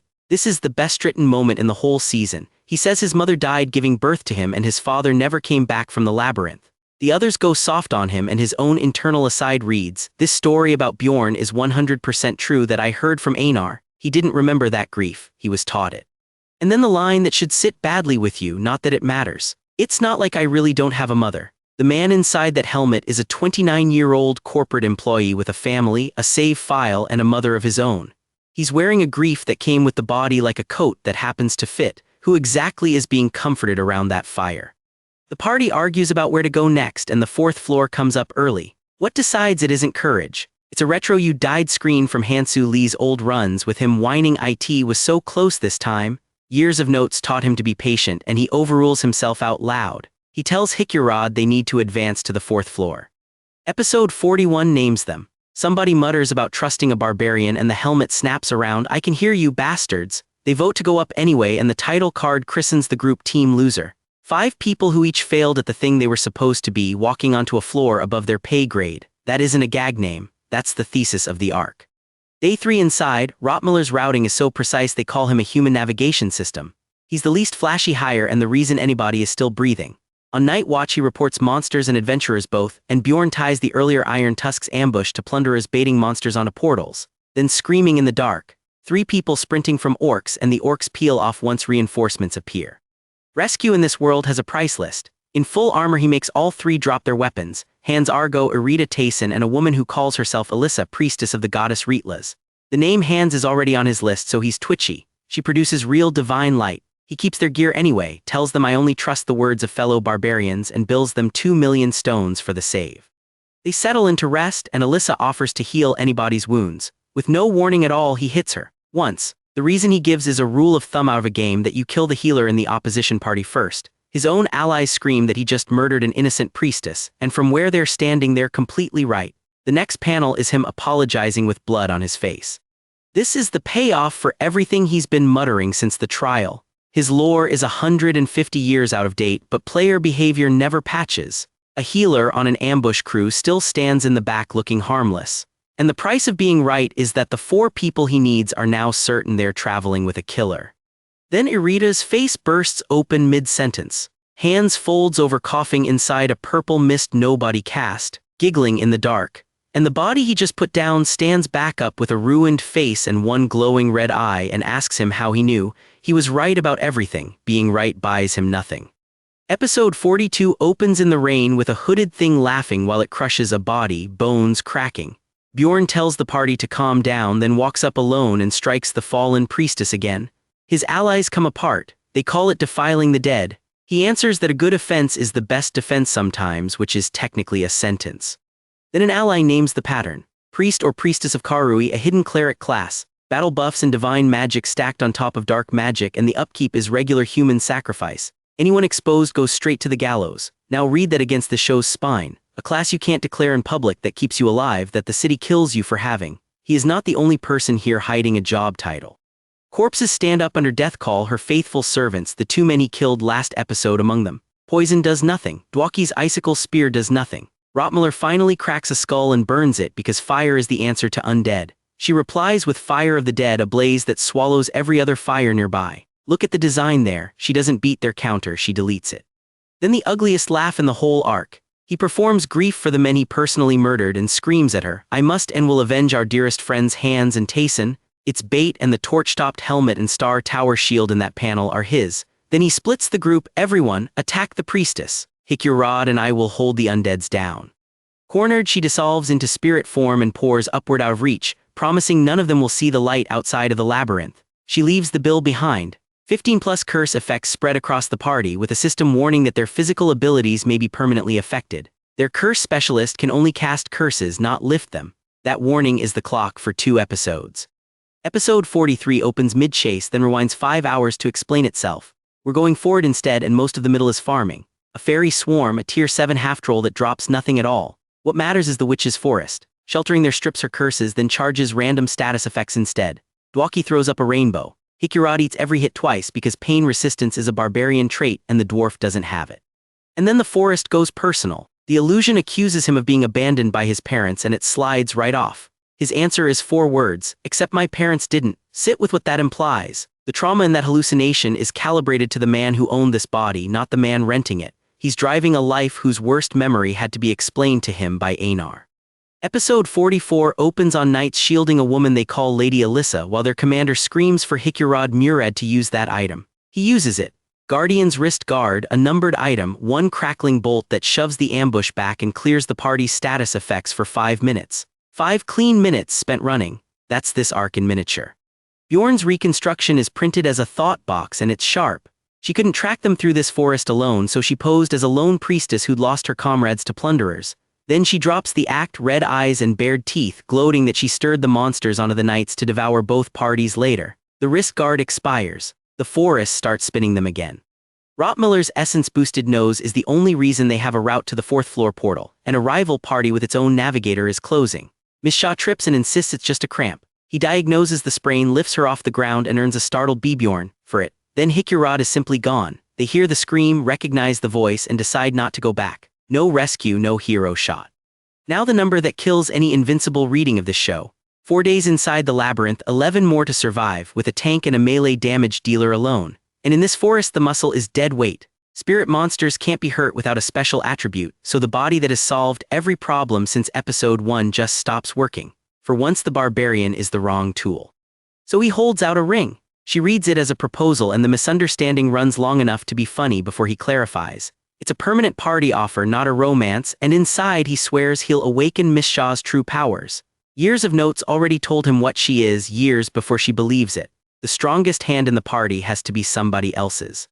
Added up, he finally built a team that likes him, then lied to earn the liking, punched a healer to keep them alive, and lost the dwarf anyway. The forest's cruelty missed him because the wound it aimed at belongs to a stranger. 11 days, 2 fighters, and a class that can't scratch what's hunting them. Luck or a sentence. Episode 45 opens on a ring he lied to get. Remember the Ring of Frost Spirit, the numbered item he conned out of the master of the School of Ultemian? His thought box finally explains it. The thing looks like junk. Destroy it and a hidden effect fires for an unbonded beastman wearer. Years of notes cashed in on one piece of costume jewelry. So the ring breaks. A system card announces that glacial beast Scadia has awakened from its slumber and that it has offered a pact to Miss Shaw Karlstein. She doesn't hesitate. Yes, obviously, a crystalline thing the size of a cathedral leans over her, the ice light closes and the contract takes. Her gear doesn't survive the ritual. He'd taken it off her beforehand because he knew it wouldn't. She's furious first and grateful second. He hands her salvaged plunderer equipment and her overall item level jumps 83 points. Hers, not his. Then she bows and drops the act. I am truly indebted to you and I will never forget what you did for me. From the woman he hired to swing a weapon for money, that's a real line. She tells him why she's down here. Half-blood Karlstein, no soul beast, no place in the house. There was a night she tried to end her own life. Her father pulled her back, then told her where to do it properly. If you really wish to die, then do so within the labyrinth. The relatives called her a half-blooded loser. Keep that in your pocket. Here's why this episode matters more than it looks. Soul beast power comes in 3 shapes: summoning, enhancement, special ability. Her pact grants permanent enhancement and it's ice. Remember chapter 44 where his muscle couldn't scratch a spirit monster? Her first ice-wrapped punch drops a wraith. The tool that answers his ceiling didn't come from his build, it came from a hire. We're skipping the whole grind montage because one line inside it matters. Breaking that ring also lifted a suppression, and the undead golem's passive comes back online as a green skull-shaped aura around him. 12 hours into the witch's forest, both of them get stamped with a field effect called Witch's Eye. He privately puts their odds of walking out at roughly 30%. Episode 46 is mostly one long hallucination, so we're taking 3 things out of it. The system clocks 70 hours inside the forest, then 87. They never stop walking because standing still in here guarantees a tier 7 Carnivaro. They move rope together at the waist by mutual agreement so neither of them vanishes in the dark. Her stamina goes first, so he puts her on his back to sleep. Then the forest stops swinging at him and reaches into him. I know it's just an illusion in my head, but it feels so real, he narrates. This illusion is based on my memories. A woman from Hansu Lee's real life works him while jagged voices call him a murderer. Miss Shaw breaks the trance with a hit and the illusion peels off a dryad. Last time the forest aimed at borrowed grief. This time it found the real file. They meet the first other party since they lost the dwarf. The navigator grins and gives a name, Hans Stobe. Bjorn goes quiet, then flat. I decline. Miss Shaw thinks he's insulting people who are only trying to help. His last thought of the episode is 2 words wide: this is bad. Episode 47 proves him right in under a page. He asks her one thing first. Miss Shaw, can you do exactly as I say? She agrees. He turns the offer down politely and an ambush answers. Then the greed comes out in the open. His shield and armor are lithium, his pack is an expandable backpack, and one of them says the set beats their yearly income. 5 against 2, and both of them are 87 hours past their last sleep. A young bowman objects twice. But they are adventurers just like us. The group attacks anyway. Miss Shaw tries a bluff about being a princess of the Beastman tribe with a ransom attached, and it only makes them hungrier. That's this world in miniature. Mercy needs a witness and the forest doesn't have any. So he stalls, he offers up the backpack and the shield, hands them over like a man out of options and keeps them talking. Then the trees move. There comes the tier 7 monster Carnivaro. He'd scouted the creature's territory days earlier and walked 5 people into it on purpose. His goodbye is 2 words: 5 days, suckers.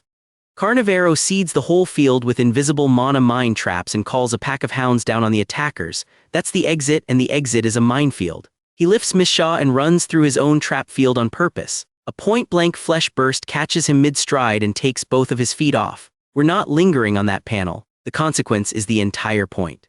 Now he can't run, can't stand, and the tier 7 is still up, so he throws his partner at it. Miss Shaw, I choose you, go get him. She finishes Carnivaro in midair, screaming the whole way down. It's the funniest line in the arc and the coldest tactic in the arc, and it's one line. That's this series' whole sense of humor in a sentence. Then she walks to the two attackers still breathing and finishes them while they beg for a potion. One sentence is all that gets from me. He doesn't stop her. He wanted a permanent party, and this is what permanent costs down here. And then the payoff this video has been carrying since chapter 17. Red light floods the stumps and his feet grow back. The system prints the receipt. The combined power of the Immortality imprint, passive regenerative ability of the vampire essence, and activated skill Immortality. Then the page prints the phrase itself. That's the willpower of the barbarian. 800,000 stones spent on a tattoo 30 episodes ago just bought his legs back. Look at what that actually is. He says his regeneration stat probably far exceeds 150 now, enough to regrow severed limbs given enough time. Given time, his left arm still doesn't work and no page has said otherwise. Immortality here isn't armor, it's a bill he prepaid so this world would keep letting him stand up. Luck or a sentence. Walking again, he explains what tipped him off. Their navigator's name was Hans. I hate that name. Years of notes and Immortality tattoo, 5 million stones in the bank, and the trigger was the name of the man who tried to sell his heart on day one. A caption reads 109 hours since we got lost here, then a glow and a door. Episode 48 opens inside the witch's hut. It's a random shelter in the forest, 5 occupants maximum, where field debuffs switch off for 8 hours at a time. 3 men are already in there, tied up, survivors of the mercenary crew that ambushed his party. One of them talks fast because he's realizing exactly who walked through that door.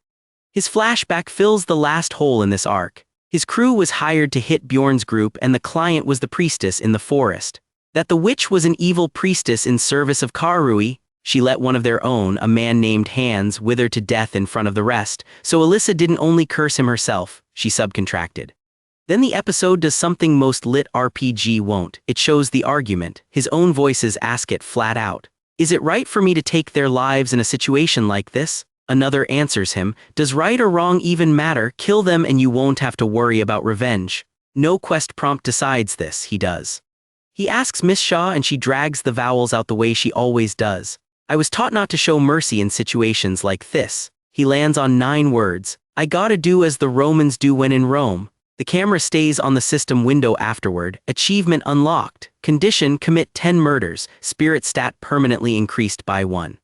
Then the page labels him in print, Bjorn Yandel, and the thought that follows is the thesis of the whole season. That is who I am and the name I must live by. I must become a true barbarian instead of having just the name. That's the only way to ensure my survival here. The name he grabbed in a panic in chapter 1 just became a strategy.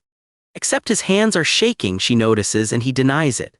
He drags the bodies to the fire himself, and a window logs a new offering. Then he sleeps and dreams a desk, a computer screen, a dinner, a woman with long black hair and no name on the page. Hansu Lee's ordinary evening running behind his eyes while the rug dries. He wakes up rattled and argues himself back down. Monstrous body, real monsters, one goal. His conclusion is the ugliest line in the season. The harder I try to become uncivilized, my chances of survival in this world increases. The class that got him arrested for earning money is now the only trade he has left. 24 hours later, they're eating rations and joking about the walk back to the city. The hut shuts behind them and drops them under a red eclipse. Then the log fires. 5th offering, 6th offering, 7th offering made inside the hut. Nobody is shown making them. Special conditions satisfied. So where does that leave him? He bought Immortality 30 episodes early and it just paid for both his feet in cash. He also decided out loud that surviving here means becoming the animal this world already calls him. Those two facts are the same fact, and the offering counter he fed just summoned the lord of this floor, Ryakis, onto the road they're walking. Episode 49 opens with a caption doing us a favor. Every floor has a lord, a unique field boss. The game files under floor master.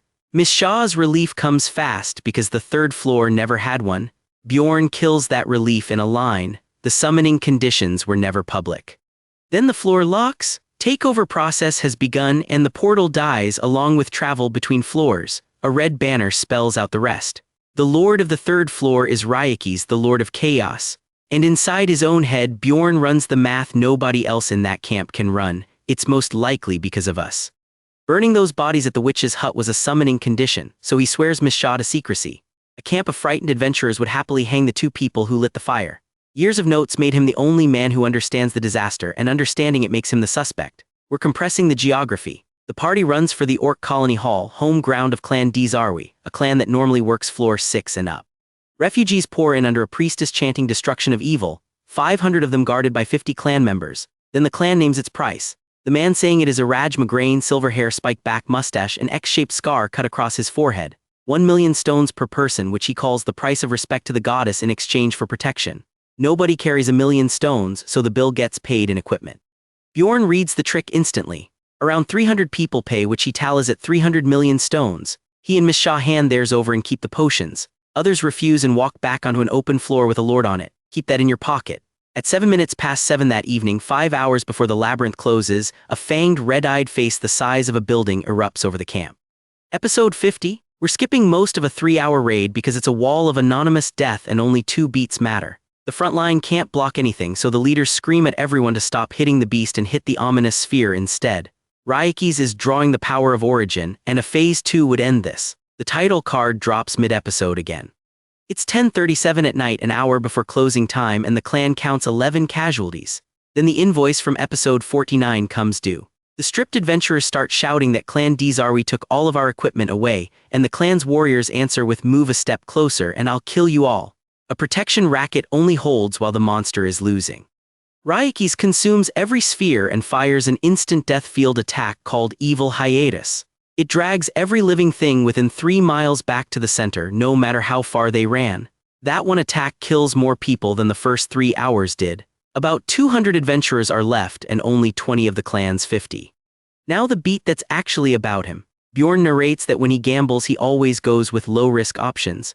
A crowd stampedes off after somebody's claim that 3 miles out is safe. He walks the other way with Miss Shaw. The clan's vice master watches from above and says it out loud. What a surprise, he's actually spot on. Years of notes reads as instinct from the outside. On the stairs a swordsman blocks him, red hair, cat ears, a dark purple cloak. This is Talon Karlstein, Miss Shaw's older brother, which the page hands us sideways when an aide calls him Mr. Karlstein. Blade up, he says. Stop right there, barbarian, don't even think about it. Then they collide over something a novice shouldn't know exists, the essence of the orc hero. Meanwhile Magrain is doing depressing arithmetic. 2 melee warriors left and no defender, nobody whose job is eating damage for party. He triggers a special ability called Survival Instinct, and it shows him an abnormally strong light coming off Bjorn. He walks over and asks the barbarian's name. Bjorn, son of Yandel, and the narration calls that his second bet and says it works. Episode 51 is where this video's whole argument flips, so we're staying in it.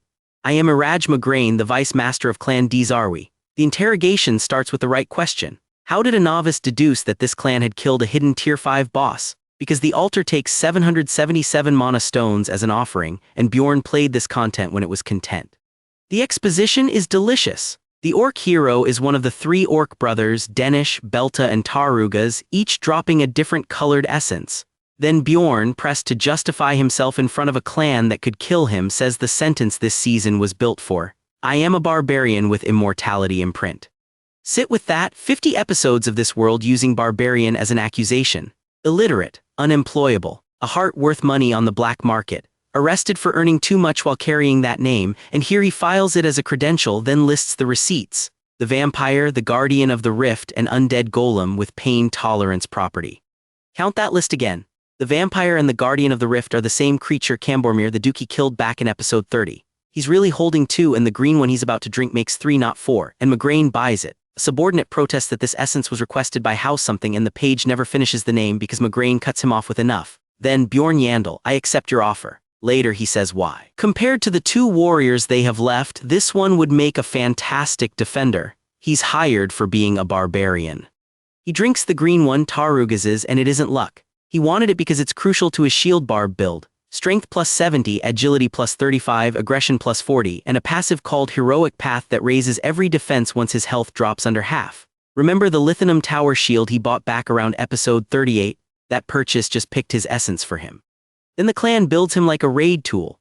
Talon slits his own hand so Bjorn can drink, which triggers Master of Blood and loans him Talon Karlstein's passive, the Unclean, at the cost of an essence slot. A priest stacks Blessing of Spirits and Regeneration Flame. Another caster drops Coffin of Sacrifice, which exists purely to make every monster want him dead first. And Giantization tears him out of his own armor. Helmet gone, chestplate gone, tower shield gone, replaced by a shirtless giant with a tattooed back. Introducing the Barbarian hero mode. Somebody in the crowd says the quiet part. Holy, he's literally become a monster. 3 episodes ago he decided he had to become a true barbarian. The art took him literally. He charges screaming Behela, which is Einar's war cry borrowed from the woman who beat him in a wrestling match and then left. Behind him run 23 clan members, Miss Shaw, and 40 adventurers who chose to fight rather than hand over their gear. He fires, offering him print to scale his body off the corpses nearby, then yells the one order that matters. Do not stand in front of me. Ryaki's answers with self-destructing clones nearly 7 feet each that ignore evasion entirely. Then Wrath of Ryaki's lands on him, chaos damage through everything, and he doesn't die. Source of Darkness keeps him breathing unless his heart is destroyed. That's the 800,000 stones from episode 18, still paying rent in front of 100 witnesses.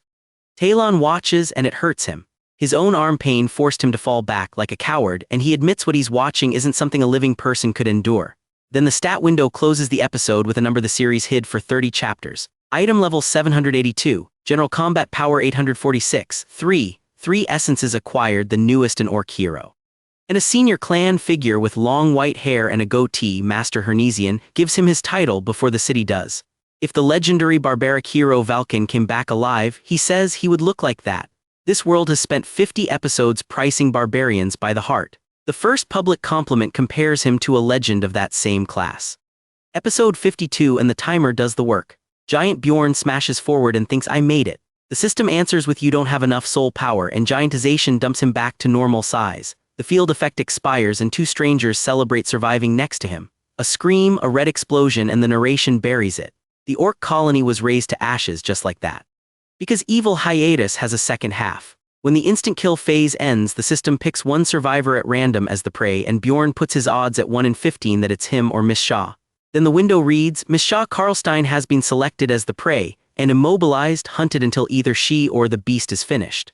Why her out of everyone else? Migraine offers him a place in the clan, support included, and Bjorn declines.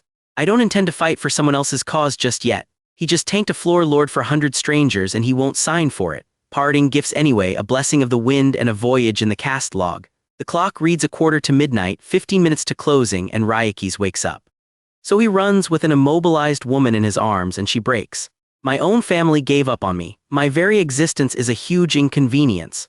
Leave me, she says, so you don't die too. 3 episodes after he executed tied captives at the witch's hut, this series hands him the exact opposite choice, and it doesn't soften him to make him take it. Shut up, he tells her, then he diagnoses her. You're just afraid of being abandoned, and does that feeling matter more than her own life? He tells her to stop being elusive and just ask for help outright because that raises her survival chances slightly. That's the tell. His kindness is arithmetic, and arithmetic is the only argument a person that far gone will actually believe. She takes the deal and she makes it funny. If he gets her out, she'll follow him around and help for the rest of her life, mana stones included, which finally gets a laugh out of him. Then the wind buff dies, the rain turns into spirits of chaos, and he yells Behela and giantizes again. 2 to 3 minutes and he has her count it down. Exactly 196 seconds. Free tension, and it costs the artist nothing. A woman screaming numbers while a man punches ghosts apart. Past 90 seconds, a wave of energy the width of the road comes at them, and the caption names it the breath attack. It connects and they're inside the beast's kill range. Episode 53 is the season 1 finale. It's the only episode in this stretch where the title card opens on page 1 instead of ambushing you in the middle. The breath attack clears every spirit chasing them, which sounds like help and isn't, because it parks Bjorn inside Ryakis' reach. He shouts the name anyway. Ryakis, Lord of Chaos. Miss Shaw tries one more time. This is Inaug, Bjorn. He answers with I always keep my words, and then jokes that he can't let the ring of frost spirit he gave her go to waste. That ring got destroyed to make her pact with Scadia back in episode 45. He's cracking a joke about a receipt mid-chase with a floor lord behind him. Then Ryakis lands a slash and opens his arm. Be Bjorn, your arm. The page doesn't say which arm, so I won't pretend it does. What he does with the wound is ask for a number. Miss Shaw Karlstein, tell me how much time we have left. She screams it through tears. 60 seconds left. And here's the move that justifies 52 episodes of setup. He stops running and gets closer because a monster that big can't unleash its area attack right next to itself. Then he dodges a floor lord by memory. I watched very carefully and memorized your movement pattern while you were fighting with Clan Dizarwi. The body didn't save him there. the office worker who takes notes did. 53, 44, 30. And then the series makes its own joke at his expense because mid-dodge the system says he's out of soul power and giantization ends. He shrinks. The claw aimed at his skull passes over a smaller target. His words, not mine, are that it expired right in time and his head would have been crushed a second later. The buff failing saved him. 10, 2, 1. Ryaki's grabs for them misses, grins and taunts, too late you bastard, and the trash talk gets cut off by a scheduling notice. Labyrinth is now closed, you will be transported to Rafdonia. That's this series in one-page break. The apex predator of the third floor loses to office hours. Dimension Square, Rafdonia. Adventurers come back through the portal wrecked, several not moving, and the crowd panics at how ruined they are. Somebody looks at the barbarian on the ground and says he's going to die in no time. Miss Shaw shoves through it crying, please don't die, until a heartbeat answers her. He's the same man who couldn't get a shop job here. Then the town does the math out loud. More than 30 Clan Dizarwi members reportedly dead and maybe a few hundred casualties total, and the gossip credits one third-floor adventurer with saving many of them by name. Bjorn, son of Yandel. A mage hands him the moniker that titles this stretch. Little Valcan, reputation gains stack and a special event chance climbs. And the caption under his name is the first time in 53 episodes this story tells us how long any of this took. The novice barbarian that advanced to the third floor in just 3 months. 3 months.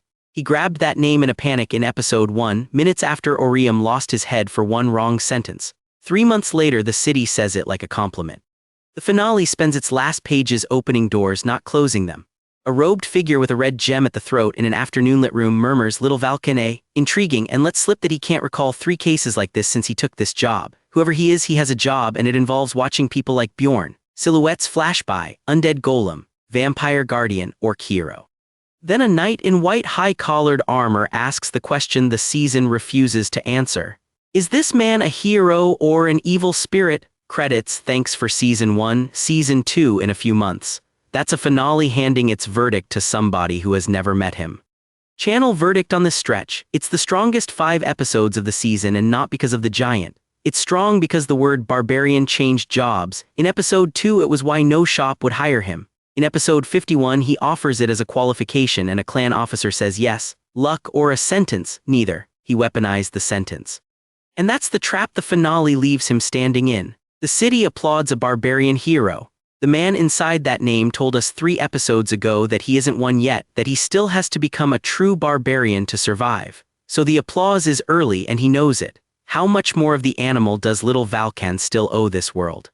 So here's his answer, printed in his own head 3 episodes before the finale. I must become a true barbarian instead of having just the name. That's the only way to ensure my survival here. That isn't a boast. It's a survival plan written by a man who picked this class without reading a word. Here's the channel's verdict on Season 1. The barbarian body and the barbarian will win every fight in this story. The barbarian name almost put him under a blade twice, once by tax law, once by a guild that assumed a stinking tier 9 was guilty. The price is printed on him. A left arm that stopped working back in Chapter 12. 2 hands he blew off himself to kill a vampire duke. 2 feet he had to grow back. Now the latter because the numbers tell it cleaner than I can. 3 months. That's all the time between waking up in that body and a whole city talking about him. Item level 24, then 218, then 782, tier 9 to tier 7. 182,000 mana stones in one run, and a public hero's nickname he never asked for, Little Valcan. And Season 1 answers none of the big questions. Why does the game he memorized sit 150 years in the past? Erwin is alive across town, still certain the good old sir died inside the labyrinth, still holding an essence she meant to hand him, and this season never lets her deliver it. Einar walked off for 6 months of training and the finale arrives without her. Hikurad screamed once in the witch's forest and no page brings him back. And somebody, the system named the administrator, has been collecting his data since episode 2, and 53 episodes later this story still won't put a face on him. I'm not going to promise you the next season answers any of it, so hold all of it open, and that left arm never heals on any page we read. Back to the question I left you in the middle. Which decision was the line he shouldn't have crossed? The first man he killed, the lie he told the tribe, or the captives at the hut? Tell me below. Original story by Jung Yoon-kang, art by Midnight Studio, adaptation by tae-su. Please support the official release. Subscribe for a new Manhwa recap every few days. 9 years of notes, 1 careless click, and a name he's still paying off. Luck or a sentence, 3 months in he's still answering that.